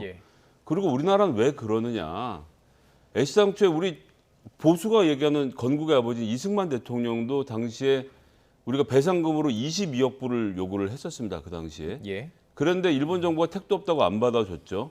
박정희 대통령이 그때 이거 어떻게 처리했습니까? 3억 불로 19억 불을 깎아주었고요. 3억 불 받으면서도 배상금으로 받았느냐? 아닙니다. 독립축하금으로 받았습니다. 그러면 일본이 전 세계에 자기들이 그렇게 민폐를 끼치고 잘못했던 나라들에 전부 다 독립축하금을 줬느냐? 아닙니다. 미얀마 등 다른 나라 등에는 또 배상금 형태로 지불을 한 나라도 있습니다. 우린 사과를 받은 적도 없고 배상금을 받은 적도 없는 것이 역사적 사실이고 아니 다른 나라도 아니고 대법원이 개인의 청구권이 있다라고 법적으로 인정을 하고 있지 않습니까? 제가 무슨 권한이 있습니까? 대법원에서 그렇게 얘기하는데 그런 권한을 인정을 지금 안 하겠다라고 말하는 것인지 그래서 지금 우리 석동현 전 검사님의 말씀은 정말 저건 부적절하기가 이로 말로 할 수 없는 발언이었다라고 생각하고요. 저 발언보다 더 부적절한 발언은 사실은 정진석 비대위원장의 발언이었습니다. 폭탄 처리반이요? 폭탄이 뭔가요? 혹시 지금 평생을 강제징용의 피해에 시달리면서 그것을 이기기 위해서 법정 투쟁을 해왔던 우리 강제징용 피해자들 위안부 할머니들을 예. 폭탄이라고 부르는 건지 아니면 그러한 국민들의 목소리를 받아서 예. 엄정한 판단 끝에 전범기업에게 배상을 하라고 판결을 내린 대법원을 폭탄이라고 부르는 건지 국민을 폭탄이라고 부르든 대법원을 폭탄이라고 부르든 입법부의 여당의 대표로서는 할 수 없는 굉장히 부적절한 말을 했다고 생각합니다. 예. 자, 지금 이 이야기들을 통해서 결국에는 이제 여론전이 펼쳐질 수밖에 없습니다. 이 사안을 두고요. 지금 어떻게 보면 이것이 나중 향후 전국의 어떤 변수로 작용할지도 관심인데 그렇기 때문에 지금 저희들이 들어봤던 내용이 이제 어떻게 보면 이제 프레임 전쟁이죠. 이 상태로 가게 될 텐데 지금 말씀하신 그런 점들 때문일 수도 있고요. 우선 양금덕 김성주 할머니는 억울함 쏟아냈고 정부에서는 지금 후속 조치를 한다고 그래요. 만나서 얘기를 한다고 하고. 하지만 뭐 지금 야당은 상당히 강경투쟁에 나설 그런 분위기거든요. 정부에서 어떻게 이걸 할 수가 있을까요? 그 20세기의 대한민국 우리가 건국 전에는 대한민국이라는 나라는 존재하지도 않았습니다만 네네. 정말 많은 그 난관을 겪은 게 사실입니다. 그 과정에서 특히 일제 강점기 시절에 위안부 또는 강제징용에 끌려가신 분들의 억울한 사정은 10분 이해를 합니다. 다만 저는 그런 의문이 좀 듭니다. 그 이후에 지금 기준으로는 더 최근에 6.25 전쟁을 통해서 북한이나 중공군에 의해서 납치된 분도 계시고 또 살해된 학살된 민간인들도 많이 계시고 그 가족분들도 지금 많이 살아 계신데 그분들은 어떤 배상을 받았나요? 아니면 우리가 북한이나 중국을 상대로 어떤 사죄를 받았나요? 그러니까 역사에 있어서 우리 민족이 겪은 아픔 그거를 10분 공감하고 그분들에게 최대한의 배상 내지는 보상 그리고 도움을 드려야 되는 것은 마땅하겠습니다만 모든 억울한 사례를 다 법률적으로 구제하거나 아니면 국가가 100% 만족을 드리기는 어려운 게 아닌가 현실적으로 그런 생각이 좀 들고 예를 들어서 중공군의 6.25 전쟁 개입으로 인해서 학살당한 분들 지금 아무런 배상도 지금까지 못 받고 있잖아요. 그런 측면도 이거는 역사의 어떤 피해, 역사의 피해자라는 관점에서 좀 봐야 되지 않을까 싶습니다. 역사 속에서 많은 피해자가 있었고 그 다른 피해자들도 이제 좀 신경을 써야 된다는 말씀이신데요. 자, 아무래도 상당히 이제 민주당에서도 상당히 몰아붙일 것 같습니다. 민주당 당내 상황도 지금 잠시 뒤에 좀 보겠지만 당내 상황이 또 복잡할수록 이제 외부 요인들을 가지고 공격하는 것이 어떻게 보면 또 방법이기도 하기 때문에 상당히 강경 추진에 나설 것 같습니다. 그렇다면 앞으로 여론은 어떻게 보세요? 지금 아직 여론조사 결과가 구체적으로 나오지는 않고 있지만 과연 이것이 큰 변수가 될 수 있다고 보시는지 어떻게 보십니까? 2015년의 합의는 제가 조금 전에도 말씀드렸지만 아베 총리가 직접 사과도 하고 일본 정부가 배상금도 내놓은 방식으로 지금에 비해서 진일보한 형태였습니다. 그런데 지금 현재는 합의문조차 하나 없는 발표이고 일방적인 우리 정부의 권리 포기이고 게다가 행정부가 월권을 해서 대법원의 권리를 포기한 상태 그리고 국민들의 권리를 포기한 상태이기 때문에 저는 이 문제가 결코 쉽게 가라앉을 수 없다라고 생각합니다. 많은 국민들이 분노를 하고 있고 그걸 윤석열 대통령이 꼭 지지율을 보고 판단을 하시겠다면 모르겠는데 근데 이제 지지율이 그렇게 나와도 윤석열 정부는 멈추질 않을 것 같아요. 제가 이런 말씀을 왜 드리냐면 2달 전에 아소다로라는 자민당의 부총재가 우리나라를 방문했습니다. 이분 예전부터 이제 이 한반도 문제와 관련해서 망언을 자주 했던 분인데 이분한테 대통령이 기시다 총리에게 전화라고 하면서 이런 말씀하셨대요. 지지율이 10%가 나오더라도 한일 관계 개선하겠다. 아니 이게 무슨 사장한테 업무 보고하는 것도 아니고 왜 우리가 기시다 총리한테 그런 이야기를 해야 됩니까? 이게 지지율 10%가 나오더라도 이렇게 해서 그럼 일본이 양보하는 것은 무엇입니까? 그때 대법원의 판단을 보면서 우리나라 대법원 판단을 바꾸려고 경제보복을 했던 이건 아베 총리가 자서전에서까지 인정했던 일인데 남의 나라의 사법부 판단을 바꾸려고 경제관계로 비틀었던 그 소부장 수출 규제를 철회하는 것 이게 지금 일본이 우리한테 내놓는 카드인가요? 이걸 카드라고 할 수 있는 건가요? 이런 정도를 받기 위해서 우리나라가 이만큼 지금 퍼주는 것이 네. 정상적인 판단인지 저는 뭐 전혀 동의가 되지 않습니다. 여론조사 또 전문가시잖아요. 네. 좀 질문을 드려봤습니다. 지금 굉장히 영향을 끼칠 것이라고 보시는데 물론 정부 입장에서도 뭐 대통령실에서도 어느 정도 예상은 하고 갔을 것 같아요. 어떻게 보았을까요? 그러니까 어떤 여론을 신경 쓴다면 사실은 그냥 정부의 잘못을 지적하고 이건 상당히 쉽습니다. 기본적으로 대일 감정이 안 좋은 것이 사실이기 때문에 일본과 관련해서 어떤 합의를 이끌어내거나 그 과정은 대단히 힘들고 어렵습니다만 그 성과물을 공격하기는 대단히 쉽죠. 지금 김 소장님이 몇 번 언급을 하셨습니다만 2015년도에 이루어졌던 박근혜 정부 당시에 위안부 관련한 합의. 이거는 일본 정부에서 나온 출연금이기 때문에 다른 의미가 있습니다만 이거 문재인 정부 들어서 쉽게 무효화시켰거든요. 그리고 그 일본 정부에서 받았던 돌려주고 재단 해산해 버리지 않았습니까? 근데 지금 이번 그 우리의 강제징용의 해법에 대한 윤석열 정부의 제안에 대해서 일본 내에서는 또 그런 염려도 있다고 해요. 그러니까 위안부 합의와 같이 이번에 어떤 합의를 이루더라도 다음에 정부 바뀌면 또 무효화되는 거 아니냐. 뭐 그러니까 이 지난 정부에서 했던 일을 이렇게 쉽게 무효화하고 합의를 그 깨버린 거에 대한 후유증이 지금도 사실은 있는 단계죠. 그래서 물론 여론을 신경을 전혀 안 쓸 수는 없겠습니다만 장기간의 국익을 위해서 이번 문제에 있어서는 많은 국민들께 좀 이해를 구하려는 노력을 계속 해 나갈 수밖에 없다고 생각이 됩니다. 정부에서도 그 노력이 이어질 것으로 보이는데요. 관련 소식들이 이제 계속 이어나가면서 또 다뤄보도록 하겠습니다. 주제 좀 바꾸도록 하겠습니다. 국민의힘 전대 지금 최종 투표율이 나왔죠. 55.1%입니다. 이게 당대표 선거 기준 역대 최고치 기록이고 당원이 늘었잖아요. 이게 정말 많은 수치. 도대체 어떤 것을 의미하느냐. 사실 뭐 여쭤보는 분들마다 모르겠다 혹은 본인들이 원하는 얘기들 좀 말씀하시는 분위기인 것 같아요. 이제 여쭤보겠습니다. 어떤 의미입니까? 이렇게 행위 되는 건? 사실 모르죠. 예. 특히나 이런 식의 100% 당원 투표는 처음으로 이루어지는 것이기 때문에 국민의힘의 경우에는 내부 사정을 잘 모르니까 잘 모르겠습니다. 근데 이제 몇 가지 짐작해 볼 수 있는 건 있습니다. 2022년 지방선거를 앞두고 시구의원들이 엄청나게 동네 당원들을 많이 모아서 소위 말하는 동네 이제 페이퍼 당원이라고 하는 그냥 입당 원서만 내고 당원인지 아닌지 잘 모르는 분들도 많이 있는 상태에서 이렇게 숫자가 많을 텐데 그런 분들 중에서 무려 55%가 투표에 참여했다? 민주당 같은 경우도 투표 참여율이 대충 40% 안팎이거든요. 지난번 이준석 대표 선거 때보다도 10% 높다는 것 자체는 당원들이 굉장히 활발하게 움직이고 있는 것이기 때문에 국민의힘은 그 점에서는 되게 좋은 일이라고 봅니다. 전 그리고 구체적으로는 두 사람에게 혜택이 돌아갈 거라고 보는데요. 누구나 예상하듯이 돌풍을 일으키고 있는 천하람 후보 같은 경우에는 20, 30대 신규 가입 당원들이 이번 선거에서 투표할 생각이 없다가 천하람을 찍으려고 혹은 이준석을 지지하려고 대규모 투표에 참여하면서 투표율이 올라간 것이 한 측면인데 이 20, 30대 숫자는 17% 정도밖에 되지 않기 때문에 이것이 결정적인 변수는 아니었을 거라고 보고요.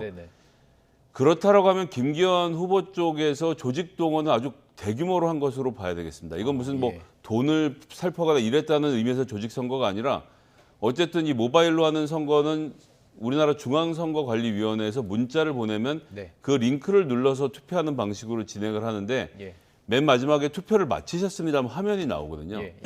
보통 투표를 인증하는 방식으로 그걸 캡처를 해서 나 투표했어라고 보통들 다 이렇게 하는데 이런 자료를 모으기가 손쉬웠기 때문에 조직적으로 자 이번엔 다 모바일 투표를 합시다라고 독려를 했을 가능성이 있어서 그렇게 할 수 있는 능력과 조직을 갖고 있는 것은 김기현 후보 측밖에 없었기 때문에 어떻게든 1차전에서 끝내겠다라는 아주 강한 의지를 가지고 조직 동원을 열심히 하신 것이 아닌가라고 넘겨 짚어보겠습니다. 조직 동원이 만약 됐다면 이게 뭐라 그럴까요? 신풍속이 되는 것 같은데요. 그래서 관심 갖고 참 지켜볼 수밖에 없는데 분위기 어땠습니까? 아무래도 듣는 것도 있고 현장에서도 느끼실 텐데. 글쎄, 뭐 이게 지금 84만 명을 대상으로 하는 선거에서 소위 조직 동원을 통해서 투표를 이렇게 높게 올리는 건 불가능하다고 생각이 되고요. 전당대회 치고는 가장 높은 투표율인 것은 틀림없습니다. 2021년 6월에 있었던 전당대회 때 45%를 살짝 넘겼는데 그게 역대 어느 전당대회보다도 높은 투표율이었거든요. 근데 이번에는 이제 그때보다도 10% 가까이 높은 투표율이 나왔습니다.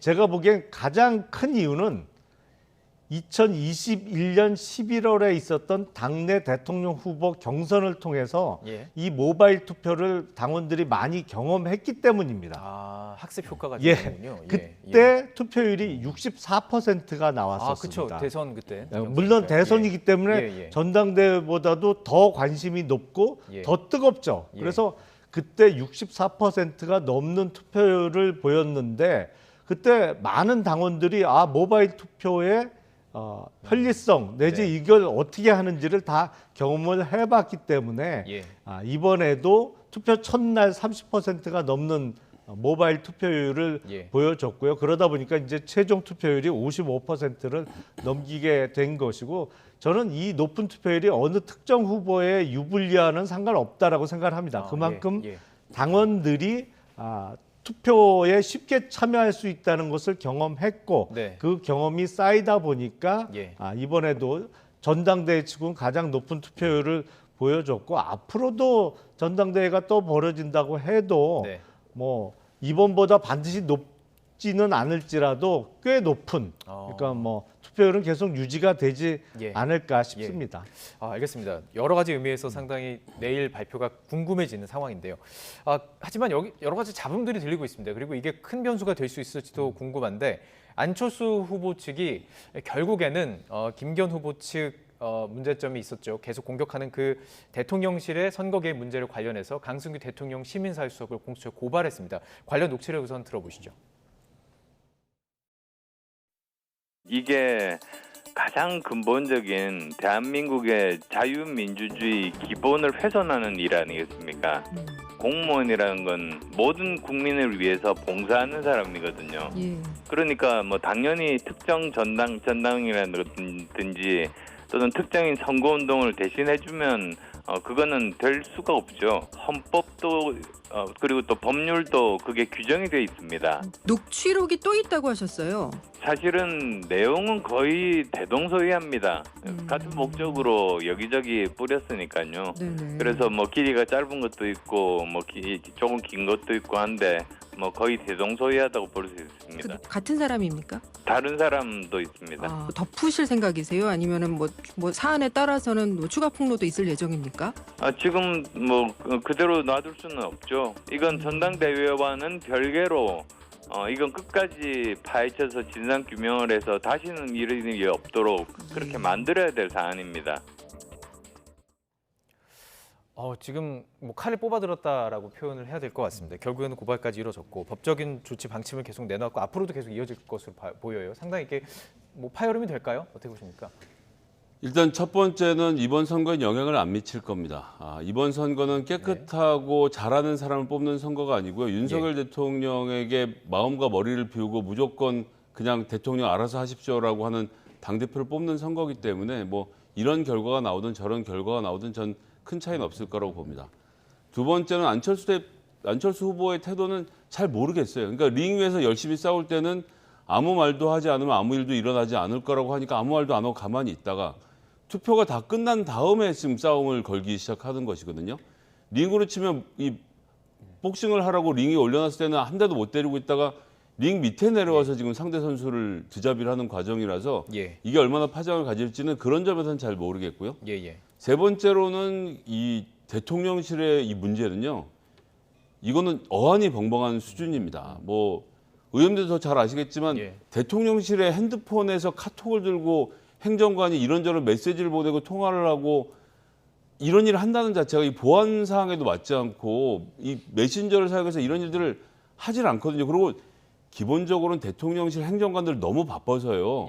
이런 일을 하고 다닐 수가 없습니다. 그렇다라고 한다면 지금 강승규 수석이 고발도 됐지만 조직적으로 안 하고 나서 이 행정관들이 알바식으로 밖에 나와서 자기 의사 표출하기 위해서 선거운동을 도왔다라고 볼 수는 없기 때문에 아니 도대체 대통령실을 얼마나 불안하길래 이렇게 이기고 있는 김기현 예. 후보를 더 이기게 하려고 대통령실 행정관들까지 동원한 것은 아닌가. 예. 왜 이 문제에 대해서 지금 수석도 대변인도 제대로 해명을 안 하고 있는 것인지 예. 맞으면 맞다 아니면 맞다라고 아니면 아니다라고 설명해야 될 때가 아닌가요? 황교안 후보는 상당히 지금 강력하게 나오고 있어요. 그냥 단순히 이 선거 후에도 계속 이것을 김기현 후보 측은 공격할 것 같거든요. 특히 울산 문제도 그렇고요. 울산 제 KTX 개발 문제도 그렇고요. 어떻게 보십니까? 이게 이후에도 당내 봉합 쉽지 않을 것 같아 보이는데. 우선 그 대통령실의 일부 행정관들이 예. 그 전당대회와 관련한 당내 선거 운동이죠. 거기에 관련한 단톡방에 관련된 거는 제가 봐도 심각성이 있다고 보입니다. 일단은 임명직 공무원으로서 대통령실에 근무하면서 끼지 않아야 될 자리에 낀 것으로 보여요. 그래서 네. 이거는 구체적인 어떤 관련 정도나 행위는 앞으로 조사가 이루어지면 나오겠습니다만 어쨌든 적절해 보이지 않습니다. 그래서 이거는 전당대회 종료와는 상관없이 예. 공직선거법 위반의 문제이기 때문에 이건 앞으로 이제 사법적인 어떤 결론이 나야 되지 않을까 싶고요. 공무원법 위반 쪽이죠? 그게 이제 전당대회는 당내 선거이기 네네. 때문에 공직선거법의 대부분의 규정이 적용되는 공직선거는 아닙니다. 네네. 하지만 이게 공무원 신분, 그러니까 당적을 유지할 수 없는 임명직 공무원은 해서 안 될 일들이 쭉 열거돼 있는데 그 중에 하나가 이제 당내 경선에 개입하는 일이거든요. 그래서 그 위반의 문제가 될 수가 있고, 다만 이게 대통령실 수석을 같은 당 소속의 전당대회 후보가 고발하는 게 물론 이제 법률적으로 어떤 잘못된 의혹이 있으면 고발을 하는 것은 권리라고 볼 수도 있습니다만 아직까지 대통령실의 수석이 직접적으로 관련돼 있다는 어떠한 증거도 아직 나온 바는 없거든요. 그러니까 그 수석실 소속 행정관들이 관련된 거 아니냐는 의혹인데 수석을 고발했단 말이죠. 그래서 안철수 후보가 글쎄요, 이제 입당하신 지가 한 1년이 조금 안 됐는데 이 국내심에서 계속 뿌리를 내리고 정치 활동을 당내에서 계속 하시기 위해서는 과연 아직 증거가 전혀 드러나지 않은 수석을 고발하는 게, 그것도 이제 후보 측의 이름으로 고발하는 게 맞았냐라는 좀 의문은 듭니다. 그래서 관련해서 이 사안을 놓고 원외 원내에서 여러 가지 지금 얘기들이 나오고 있는 것들이 사실입니다. 저희가 시간이 많지가 않네요. 지금 바로 다음 주제로 넘어가서 녹취를 좀 듣고 이 얘기를 계속 나눠갈 텐데요. 민주당 얘기를 좀 해보도록 하겠습니다. 갈등이 수면 위로 드러나고 있죠. 저희가 준비했던 녹취들을 좀 듣고 싶은데요. 안민석 의원, 조홍천 의원이 오늘 라디오에서 인터뷰한 내용들이 있습니다. 저희가 모아봤습니다. 함께 들어보시죠. 운동장처럼 바닥 민심은 이재명 동정론이 확산되는 추세거든요. 당내에서 이런 바닥 민심을 잘 헤아리면은 이재명을 지키자라는 흐름이 더 저는 강화될 거라고 저는 보고 있습니다. 지금 비명 친명 이렇게 싸울 때가 아니잖아요. 총선 없는 전쟁을 하고 있고 대통령이 야당 대표를 제거하려고 지금 작정을 하지 않았습니까? 우리는 똘똘 뭉쳐서 죽기 살기로 맞서는 수밖에 없어요. 해법을 구체적으로 좀 내놔라. 당을 이렇게 끌고 가 있다. 총선 어떻게 치르겠다. 나는 구체적인 얘기를 할 책무가 있는 거죠. 어떤 당대표직을 물러나는 그것도 해법 중에 하나입니다. 당직 개편도 방법이고. 지금 최고위원을 포함해서 여러 당직이 다 완전히 일색으로 지금 돼 있거든요. 그러니까 여론조사가 어떻게 나와도 그건 모집단 포집이 잘못된 거다. 이렇게 말씀을 하시고. 그러니까 참 많이 괴리감을 느끼고 답답해하는 거죠. 자, 두 가지 목소리. 어떻게 보면 이제 해법을 찾아야 되는 상황입니다. 그래서 두 가지 목소리가 나와요. 한쪽에서는 아예 그냥 내려놔라. 당당하게 당대표를 내려놓고 법적인 어떤 판단한 받아봐라. 그리고 돌아와라라는 것이고, 또 한쪽에서는 아니다. 똘똘 뭉쳐야 된다. 이 얘기예요. 자, 그렇다면 지금 안민석 의원 얘기처럼 진짜 바닥 민심, 당내 민심이 조금 그런 분위기가 있습니까? 동정론이 진짜 있나요? 좀 보셨나요? 그러니까 실제로는 당내 동정론에 불을 지피고 있는 건 검찰입니다. 저 공소장의 내용 이거 이제 국회의원들 다 돌려봤거든요. 예. 어쨌거나 그 분야에 나름의 경력들이 쌓여 있는 사람들이 내용 보고는 아 이거 갖고 못하겠다. 그러니까 이거 갖고는 찬성 못하겠다는 사람들이 많이 있었기 때문에 저는 80%에 가까운 의원들이 지금 반대표를 던졌다라는 걸 하나 짚어야 된다고 생각하고요.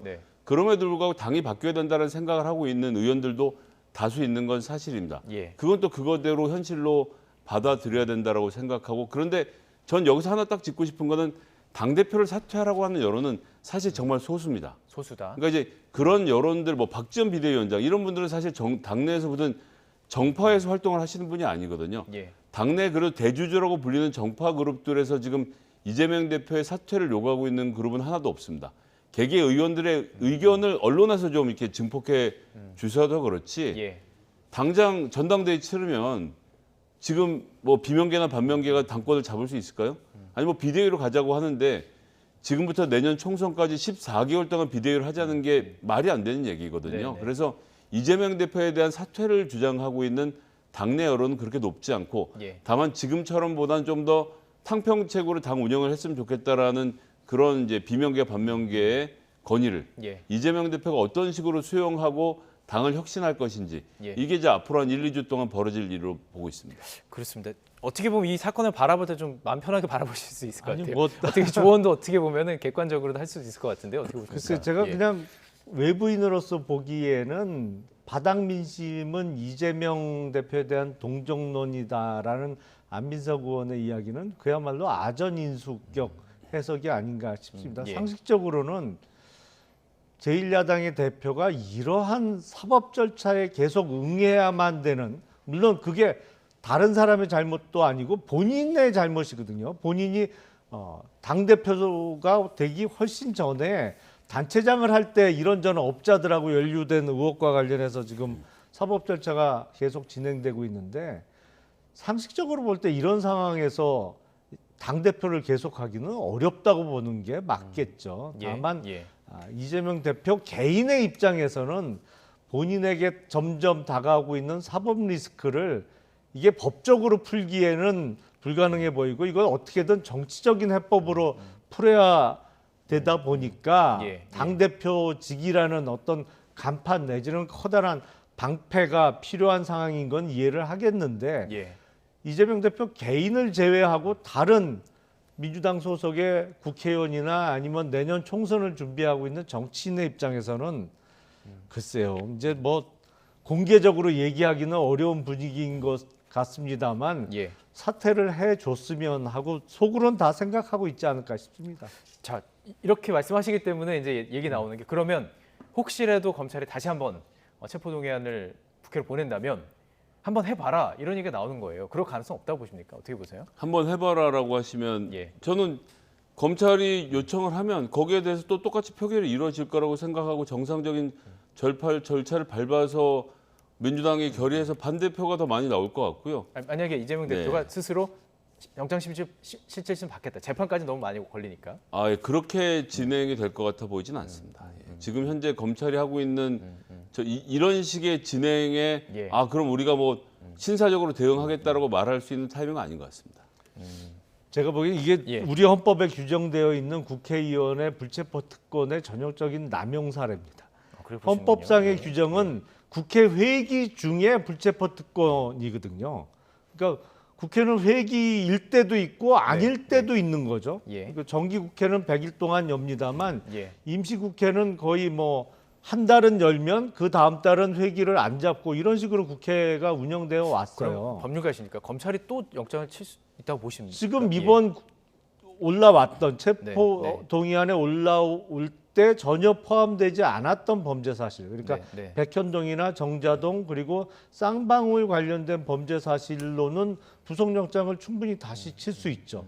그러니까 그 건건마다 중요성이 있기 때문에 구속영장을 쳐보지도 않고 사건을 불구속으로 기소하기는 어려운 사안으로 보입니다. 그러면 헌법상의 불체포 특권을 뭐 행사하겠다? 그럼 회기 중에만 행사를 해야죠. 근데 지금 계속 편법적으로 회기를 하루도 안 빼놓고 다 잡고 있잖아요. 3월 1일, 3일절부터 임시국회 잡아놓고 민주당 의원들 베트남 놀러 가고 더 해외 놀러 갔지 않습니까? 예. 이건 완전 남용이죠. 알겠습니다. 그 의원님으로 시작했으니까요. 마지막 발언 기회 드리고 마무리하겠습니다. 예. 예, 근데 이제 불체포 특권의 또 이면엔 뭐가 있냐면 입법부가 행정부로부터의 공격을 막는 권한이 있어서 회기가 아닐 때 구속이 된 의원을 또 국회의원들이 의결하면 풀어줄 수, 즉 빼낼 수 있는 조항도 같이 포함이 되어 있거든요. 예. 이것이 국회의원의 특권인지 아니면 입법부로부터의 공격에 대해서 저항할 수 있는 최소의 저항선인지에 대해서는 국민들이 판단하실 문제인데 네. 사실 민주당도 너무 오랫동안 불체포 특권 포기하겠다라고 말을 해와서 지금 와서 여러 가지 말씀드리기 참 궁색한 측면이 있습니다. 예, 알겠습니다. 관련 사안은 여기까지 들어보도록 하겠습니다. 김용남 전 국민의힘 의원과 김성회 정치연구소 신큐와의 소장과 이야기 나눠봤습니다. 고맙습니다. 네, 감사합니다.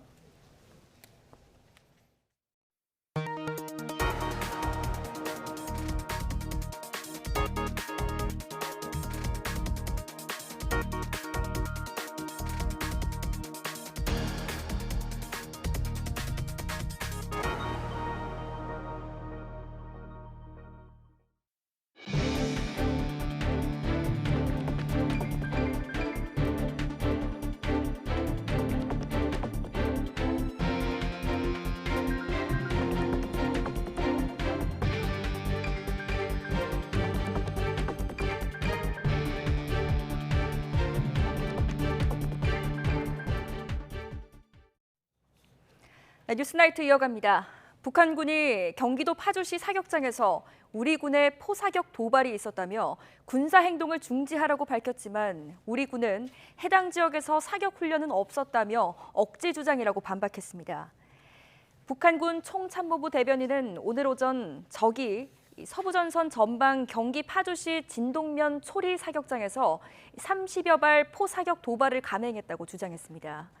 이어 이는 조성된 정세를 더욱 악화시키는 매우 엄중한 무력 도발 행위라며 당장 중지할 것을 엄중하게 경고한다고 강변했습니다.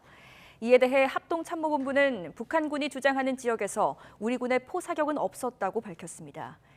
또 북한군 총참모부의 발표는 사실이 아니며 근거 없는 억지 주장이라고 비판했습니다. 국가정보원은 최근 공식 석상에 자주 등장하고 있는 김정은 국무위원장의 둘째 딸 김주의 후계자설과 관련해서 4대 혈통 세습의 당위성을 각인하려는 목적이라고 밝혔습니다. 국회 정보위원회에 보고한 내용인데요. 관련 브리핑 내용 들어보시죠.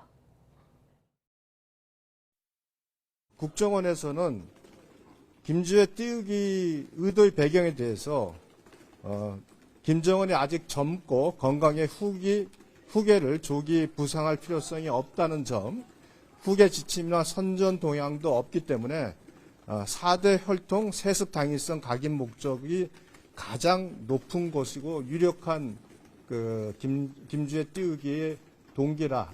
김주혜가 정규 교육기관에 다닌 적이 없이 평양에서 홈스킬링을 하고 있고 승마, 수영, 스키 등의 취미를 가지고 있는 것으로 보인다라고 보고를 했습니다. 특히 그 승마 관련돼서는 김주혜가 실력이 아주 좋아 김정은이 흡족해한다 이러한 정보가 있었다는 보고가 있었습니다. 세종시에 설치된 평화의 소녀상 앞에서 한 보수단체가 동상을 철거하라며 시위를 벌였습니다. 앞서 같은 지역에서 한 목사가 3.1절에 태극기 대신 일장기를 내건 어처구니 없는 일도 있었죠. 분노한 세종 시민들은 태극기 한 달 걸기 운동을 벌이는 등 단호하지만 차분하게 상식의 힘을 보여주고 있습니다. 양동훈 기자입니다.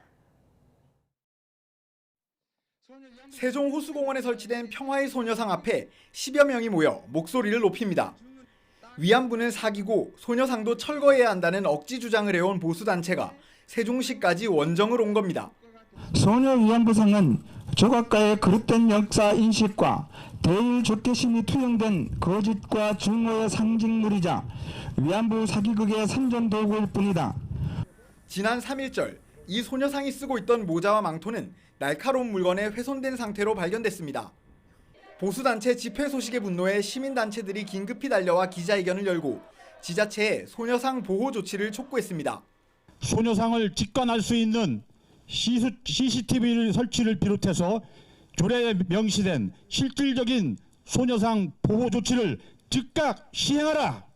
최근 세종시에서는 소녀상 문제뿐 아니라 목사가 3.1절에 일장기를 내거는 등 국민 정서와 동떨어진 일들이 잇따라 일어났습니다. 일장기 개항 소식을 접한 세종 시민들은 태극기 한 달 걸기 운동을 자발적으로 벌이고 있습니다. 세종시 곳곳에 태극기가 펄럭이는 가운데 세종시장까지 나서 공무원들이 동참하자며 힘을 보탠 상황입니다. 3월 1일에 그 일장기를 거신 분을 제가 기사를 봤는데 시민분들이 이에 대응해서 이제 한 달 태극기를 거신다는 소식을 들었어요. 그래서 저도 이제 적극적으로 참여를 같이 하고 싶습니다. 일장기 개항 목사가 소속된 교단이 해당 목사의 제명을 검토하는 등 비상식적인 행동에 대한 대응이 각계각층에서 이어지고 있습니다. YTN 양동훈입니다. 정부는 이번 강제동원 해법을 내놓으면서 피해자 측의 의견을 존중했다 이렇게 말했지만 당사자들 생각은 다릅니다. 피해자 단체는 이미 추가 대응을 예고한 상황인데 법적 분쟁이라는 악순환이 이어질 것으로 보입니다. 김다은 기자가 보도합니다. 제3자 변제안에 동의하지 않는 강제동원 피해자들은 끝까지 법적 다툼을 이어가기로 했습니다. 우선 우리나라에 있는 일본 가해기업 재산에 대한 강제 집행 절차를 이어가는데 집중할 계획입니다. 양금덕 김성주 피해 할머니는 국내에 있는 미쓰비시 중공업 자산을 압류하라는 법원 결정을 받아낸 데 이어 이를 현금화하기 위한 대법원의 매각 명령만을 기다리고 있습니다. 문제는 정부가 공탁 같은 방법을 써서 소송 자체를 무력화하려 할 경우입니다. 공탁은 채권자가 돈을 받길 거부할 때 채무자가 공탁소에 돈을 맡겨서 빚을 처리하는 절차로 공탁과 함께 변제가 이뤄지면 법원이 일본 자산을 강제로 처리할 이유가 사라지게 되는 겁니다. 공탁을 강행할 경우 피해자 측은 공탁이 유효한지를 두고도 추가로 다퉈보겠다는 입장입니다. 만약 재단이 일방적으로 공탁을 하고 집행사건에 그 공탁서를 제출하는 방식들을 할 경우에는 집행 절차에서 공탁의 무효를 확인하는 절차를 진행할 것입니다. 물론 반대로 심사에서 공탁이 수리되지 않을 경우 재단이 이의 신청을 통해 법원 판단을 받아보려 할 수도 있습니다. 어떤 식으로든 피해자가 원치 않는 변제가 정당한지 재단이 법률적으로 돈을 대신 지급할 자격이 있는지를 두고 다툼이 이어질 수밖에 없는 상황입니다. 피해자 단체는 추가적인 추심금 청구 소송도 예고했습니다. 일본 전범 기업과 거래 관계에 있는 회사를 상대로 돈을 받아내는 방식인데 법원 명령이 내려지면 가능합니다. 일부 피해자 측은 이미 재작년 9월 미쓰비시와 용역 계약을 체결한 회사의 지급 수수료에 대한 법원의 압류 추심 명령을 받아낸 상태입니다. 이번에 변제 대상이 된 소송은 3건으로 현재 대법원에 계류 중인 9건을 포함해 다른 사건에도 제3자 변제가 이뤄지면 법적 분쟁은 계속 파생될 수밖에 없습니다. 일본의 배상 책임이 있다는 대법원 판결에도 피해자들이 원하는 배상 현실화는 산 넘어 산입니다. YTN 김다연입니다.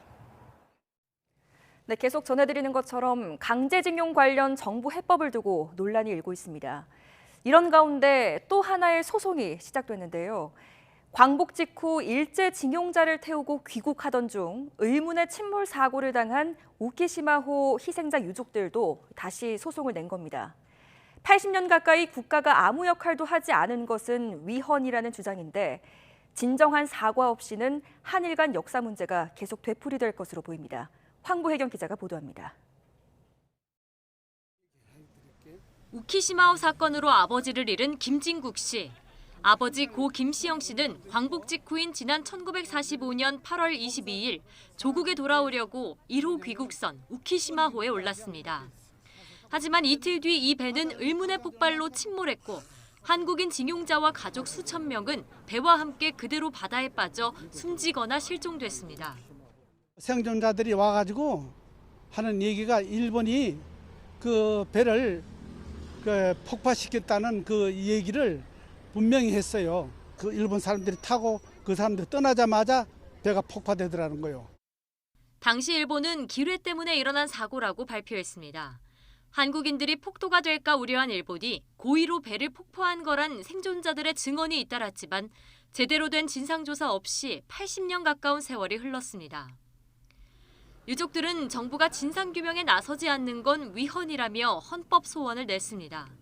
정부가 일본군 위안부 피해자들의 배상 청구권을 실현하기 위해 노력하지 않은 것은 위헌이라는 지난 2011년 헌법재판소 결정과 비슷한 주장입니다.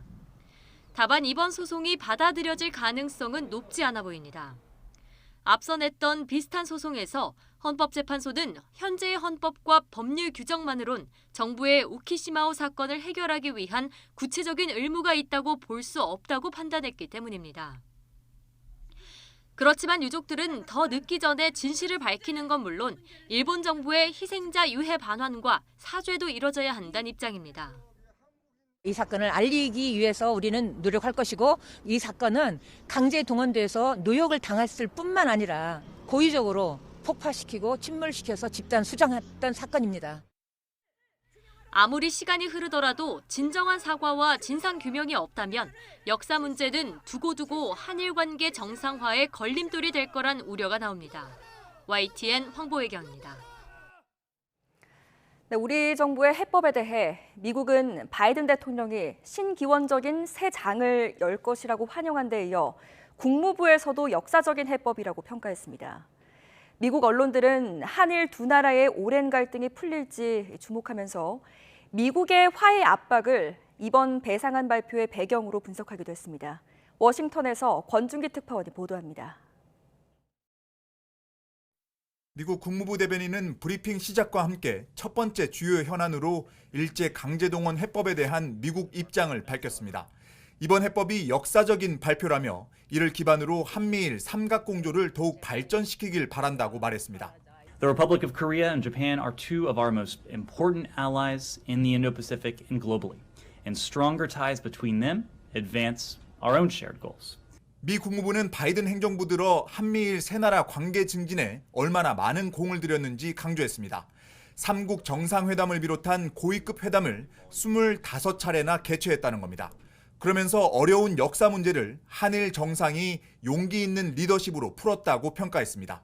Both President Yoon, Prime Minister Kishida have demonstrated bold vision. They have demonstrated courageous leadership by taking this step forward. 국무부 대변인은 일본이 피해자에게 사과해야 하는지 질문에는 그건 미국이 답할 게 아니라 한국과 일본이 풀어야 할 문제라고 선을 그었습니다. 외신들은 이번 해법으로 오랜 갈등을 겪은 한일 관계가 봉합될 수 있을지 주목했습니다. 로이터는 미국이 중국과 북한의 위협에 맞서기 위해 한일 간 분쟁 해소를 압박해왔다고 전했고 월스트리트저널도 한일 두 나라가 화해한다면 중국, 북한에 대응하기 위한 미국 주도의 동맹국 협력이 증진될 것으로 관측했습니다. 워싱턴 포스트는 전문가 말을 인용해 배상안이 제대로 작동되도록 할 책임은 이제 전적으로 일본에 있다며 한국은 할 수 있는 최대한 어쩌면 그 이상을 했다고 평가했습니다. 워싱턴에서 YTN 권준기입니다. 국가정보원은 자녀 학교폭력 문제로 국가수사본부장직을 사퇴한 정순신 변호사와 관련해서 대통령실 요청에 따라 신원조사를 했지만 자녀 문제 등은 대상이 아니라 확인하지 못했다고 밝혔습니다. 국정원은 오늘 국회 정보위원회 업무보고에서 대통령 비서실장 공문에 따라 신원조사를 했고 자녀 학교폭력 문제는 판결문 내용을 확인하지 못했다고 설명한 것으로 국민의힘 정보위 간사인 유상범 의원이 전했습니다. 유 의원은 국정원의 취지는 보안 업무를 담당할 사람에 대해 신뢰성과 충성심을 검증하는 것이지 인사검증 업무를 하는 게 아니라며 세평이나 자녀 문제는 국정원에서 별도로 확인하지 않았다고 답한 것이라고 설명했습니다. 국정원은 또 이른바 창원 간첩단 사건과 관련해 수사 대상자들이 대우 조선해양 파업에도 관여한 것으로 의심해서 수사 중이라고 보고했습니다. 국방부가 군사기밀 유출 혐의를 받는 부승찬 전 국방부 대변인의 서적, 권력과 안보에 대한 판매 금지 가처분 신청을 지난 3일 서울중앙지방법원에 제출했다고 밝혔습니다. 국방부는 부 전 대변인 측에 한미 안보협의회 관련 내용을 삭제해달라고 요청한 것으로 전해졌습니다. 앞서 국군 방첩사령부는 지난달 23일 군사기밀보호법 위반 혐의로 부 전 대변인의 자택과 차량 등을 압수수색했습니다. 부 전 대변인의 책은 지난해 3월 대통령실 이전을 앞두고 역술인 천공이 육군 참모총장 공관과 서울 사무소를 답사했다는 내용을 담고 있습니다. 지난해 우리나라의 달러 기준 1인당 국민 총소득이 8% 가까이 줄어들었습니다. 2년 만에 다시 감소세로 돌아선 건데요. 지난해 이례적으로 급등했던 원달러 환율이 결정적인 영향을 미쳤습니다. 조태현 기자입니다. 지난해 국내 경제를 덮쳤던 악재 가운데 하나는 다름 아닌 환율이었습니다. 원달러 환율은 지난해 1,100원대 후반에서 거래를 시작했지만 7월엔 1,300원을 넘어섰고 9월엔 1,400원의 벽마저 허물었습니다. 국민의 평균적인 소득 수준을 보여주는 1인당 국민 총소득 GNI 역시 환율의 영향을 피하지 못했습니다. 지난해 1인당 GNI는 32,661달러로 1년 전보다 7.7%나 감소했습니다. 지난 2019년과 2020년 2년 연속 뒷걸음질 친 뒤 2021년엔 반등했지만 다시 감소세로 돌아선 겁니다. 원화 기준으론 1년 전보다 4.3% 늘었지만 환율 급등에 따라 달러로 환산한 금액이 줄어든 결과입니다. 다만 올해부터는 상황이 다소 개선될 전망입니다. 지난해 이례적인 수준의 환율 급등이 올해 다시 재현될 가능성은 크지 않고 물가 등 다른 경제 상황도 조금씩이나마 개선되고 있기 때문입니다. 한 2% 내외의 성장률을 나타내고 말씀드린 대로 그 정도의 물가 상승이 한 2.0% 내외로 지속된다고 보면 4만 달러 달성이 그리 멀지 않는 시기에 달성되지 않을까 이렇게 조심스럽게 전망을 해봅니다. 지난해 전체 경제 성장률은 2.6%로 최종 집계됐습니다. 건설 투자와 설비 투자가 감소했고 수출도 성장세가 크게 둔화했지만 민간 소비가 회복세를 보인 점 등이 영향을 미쳤습니다. YTN 조태현입니다. 이창용 한국은행 총재는 부동산 대마불사, 즉 부동산 불패라는 생각이 잡혀 있는데 고령화 등을 고려할 때 이 과거 추세가 미래에도 계속될지는 생각해 봐야 한다고 밝혔습니다. 이창용 총재는 오늘 방송기자클럽 초청 토론회에서 만약 젊은 세대가 대출로 집을 사려고 한다면 어떤 조언을 해주겠냐는 질문에 이같이 답했습니다. 이어 이자율 등을 생각할 때 젊은이들이 자기 능력에 맞춰서 고민하고 더 신중하게 자산을 운용하라고 권하고 싶다고 조언했습니다. 부동산 시장에 대해서는 지난해 집값이 평균 19에서 20%나 빨리 하락해 금융 안정에 영향을 주지 않을지 걱정했지만 올해 초 떨어지는 속도가 완화해 연착륙 가능성을 보여주고 있다고 진단했습니다. 카카오가 K-팝의 종가 SM 엔터테인먼트 인수전의 판세를 뒤집기 위해서 공개 매수에 나섰습니다. 카카오의 전격적 맞대응에 따라 인수전이 격화할 것으로 보이는데요. 이달 말에 있을 SM 주주총회가 분수령이 될 것으로 전망됩니다. 이교준 기자가 보도합니다. 법원 결정으로 SM 지분 9.05% 확보에 실패한 카카오가 긴급 이사회를 열어 반격에 나섰습니다. 카카오는 공시를 통해 SM 주식을 공개 매수해 지분 최대 35%를 확보하겠다고 전격 선언했습니다. 카카오와 카카오 엔터테인먼트가 절반씩 나눠 오는 26일까지 SM 주식을 주당 15만 원에 총 833만 3천여 주를 공개 매수하겠다는 겁니다. 카카오 측이 지난달 28일부터 장내에서 사들인 지분 4.91%에 공개 매수 지분 35%를 더해 총 39.91%의 지분을 확보한다는 계획입니다. 이에 성공한다면 현재 20%에 못 미치는 하이브 측 지분을 훌쩍 넘어 SM 최대 주주에 오를 수 있습니다. 카카오 측은 입장문에서 SM의 최대 주주가 되는 것은 그동안 견지한 SM과의 사업 협력을 유지하기 위해 택한 방법이라고 공개 매수 배경을 밝혔습니다. 공개 매수 가격이 하이브가 제시했던 주당 12만 원보다 25%는 높지만 카카오의 자금력은 탄탄한 편입니다. 최근 사우디아라비아 국부펀드 등에서 1조 1,500억 원 규모의 투자를 유치해 이 가운데 약 9천억 원 정도가 이미 들어와 있습니다.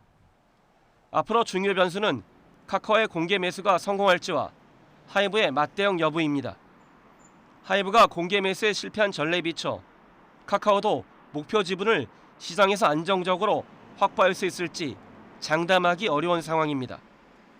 하이브는 추가 자본 조달을 위해 국제투자기관과 접촉하고 있는 등 다각적인 대응 방안을 검토하고 있는 것으로 전해졌습니다. SM 인수전이 격화되고 있는 가운데 이번 사태의 분수령은 오는 31일 SM 정기 주총이 될 것으로 보입니다. 양측 모두 이사진 선임을 위한 의결권을 쥐고 있는 국민연금과 KB자산운용 등 기관 투자가와 60% 넘는 소액주주 설득에 총력을 기울일 것으로 전망됩니다. YTN 이교준입니다. 요즘은 인터넷에서 실시간으로 음악을 쉽게 찾아서 들을 수 있다 보니 해외에선 CD 판매가 줄고 있는데 국내에서는 오히려 늘었습니다.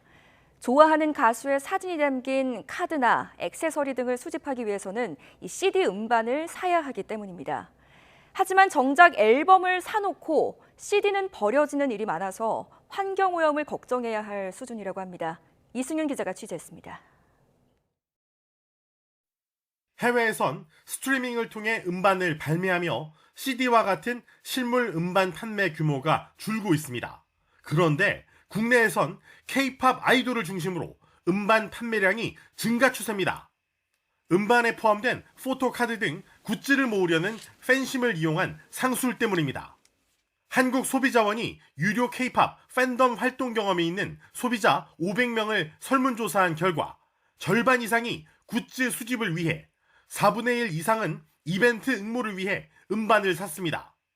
또 2년 내 발매된 K-팝 음반 50종을 조사한 결과 음반당 굿즈는 평균 7.8개였는데 문제는 여러 차례 구매를 유도하려고 우연적 요소를 넣은 랜덤 굿즈 비중이 전체의 3분의 1을 넘는다는 점. 조사 대상 음반 96.9%가 랜덤 포토카드를 포함하고 있었습니다. 랜덤 굿즈 때문에 소비자들은 같은 음반을 평균 4.1개, 많게는 90개까지 샀습니다. 한 해 음반 등 팬덤 상품을 사는 횟수는 4.7회, 금액은 5만 원 초과, 20만 원 이하가 전체의 절반 가까이였습니다. 굿즈 이미지나 상세 정보를 얻으려면 실물 음반을 어쩔 수 없이 사야 하는 셈입니다. K-팝 팬 10명 중 8명은 스트리밍으로 음악을 듣고 CD로 음악을 듣는 비율은 5.7%에 불과했습니다. 사실상 실물 음반은 그대로 버려져 환경오염 우려를 일으킬 정도입니다. 굿즈 수집을 위해 불필요한 CD를 다량 구매 후 폐기하는 행위를 예방하기 위해서는 디지털 형태의 음반 발매 확대, 굿즈의 별도 판매 등의 방안이 필요하였습니다. 소비자원은 음반 사업자에게 굿즈와 음반의 분리 판매 등 환경 보호를 고려한 판매를 권고했습니다. YTN 이승윤입니다. 우크라이나군이 러시아 서남부 국경지대를 드론으로 공격한 장면을 공개했습니다. 이렇게 러시아 본토 공격을 공개적으로 인정한 건 드문 일인데 미국 언론은 우크라이나의 공격 의지가 점점 커지고 있다 이렇게 분석했습니다. 김선희 기자가 취재했습니다. 창공을 가르며 날아든 우크라이나 드론. 러시아 국경지대 무인 감시탑을 정확히 명중시킵니다. 우크라이나 국방부 크라켄 특수부대가 텔레그램 채널에서 러시아 서남부 브리안스크의 감시탑 공격 장면을 공개했습니다. 우크라이나가 러시아 본토 공격을 공개적으로 인정한 것은 매우 드문 일입니다. 미국 뉴욕타임스는 이번 공격을 언급하며 러시아 본토를 직접 공격하고자 하는 우크라이나 의지가 커지고 있다고 분석했습니다. 우크라이나는 최근 철수설이 나돌았던 바흐무트도 강력히 사수하겠다고 밝히는 등 전선에서 밀리지 않기 위해 사투를 벌이고 있습니다. Ми боронимо і будемо боронити кожну частинку України. Прийде час, звільнимо кожне місто, кожне село.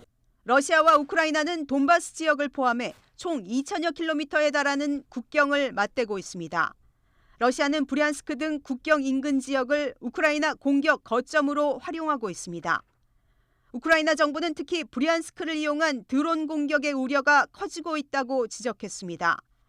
최근에도 키이우에 대한 드론 공격이 있었다며 최소 15대의 드론이 브리안스크에서 출발한 것을 탐지해 이 중 13대를 격추했다고 주장했습니다. 따라서 자국 보호를 위해 러시아 내 표적을 공격할 권리가 있다고 밝혔습니다. 다만 확전을 우려하고 있는 서방 동맹국들의 입장을 고려해 서방이 제공한 무기는 사용하지 않을 것이라고 약속했습니다. 전쟁 1년간 러시아에서 여러 차례 폭발과 화재가 보고됐지만 극히 일부분만 인정해온 우크라이나. 이제는 러시아 본토 공격까지 공개적으로 인정하는 등 한층 대담해지고 있습니다. YTN 김선희입니다. 윤석열 대통령이 튀르키예 지진 피해 현장에서 긴급 구호 임무를 마치고 돌아온 대한민국 해외 긴급구호대와 구조견들을 격려했습니다.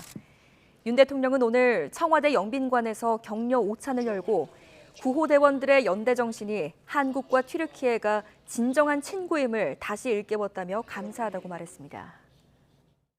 뉴스나이트 마치겠습니다. 시청해주신 여러분 고맙습니다.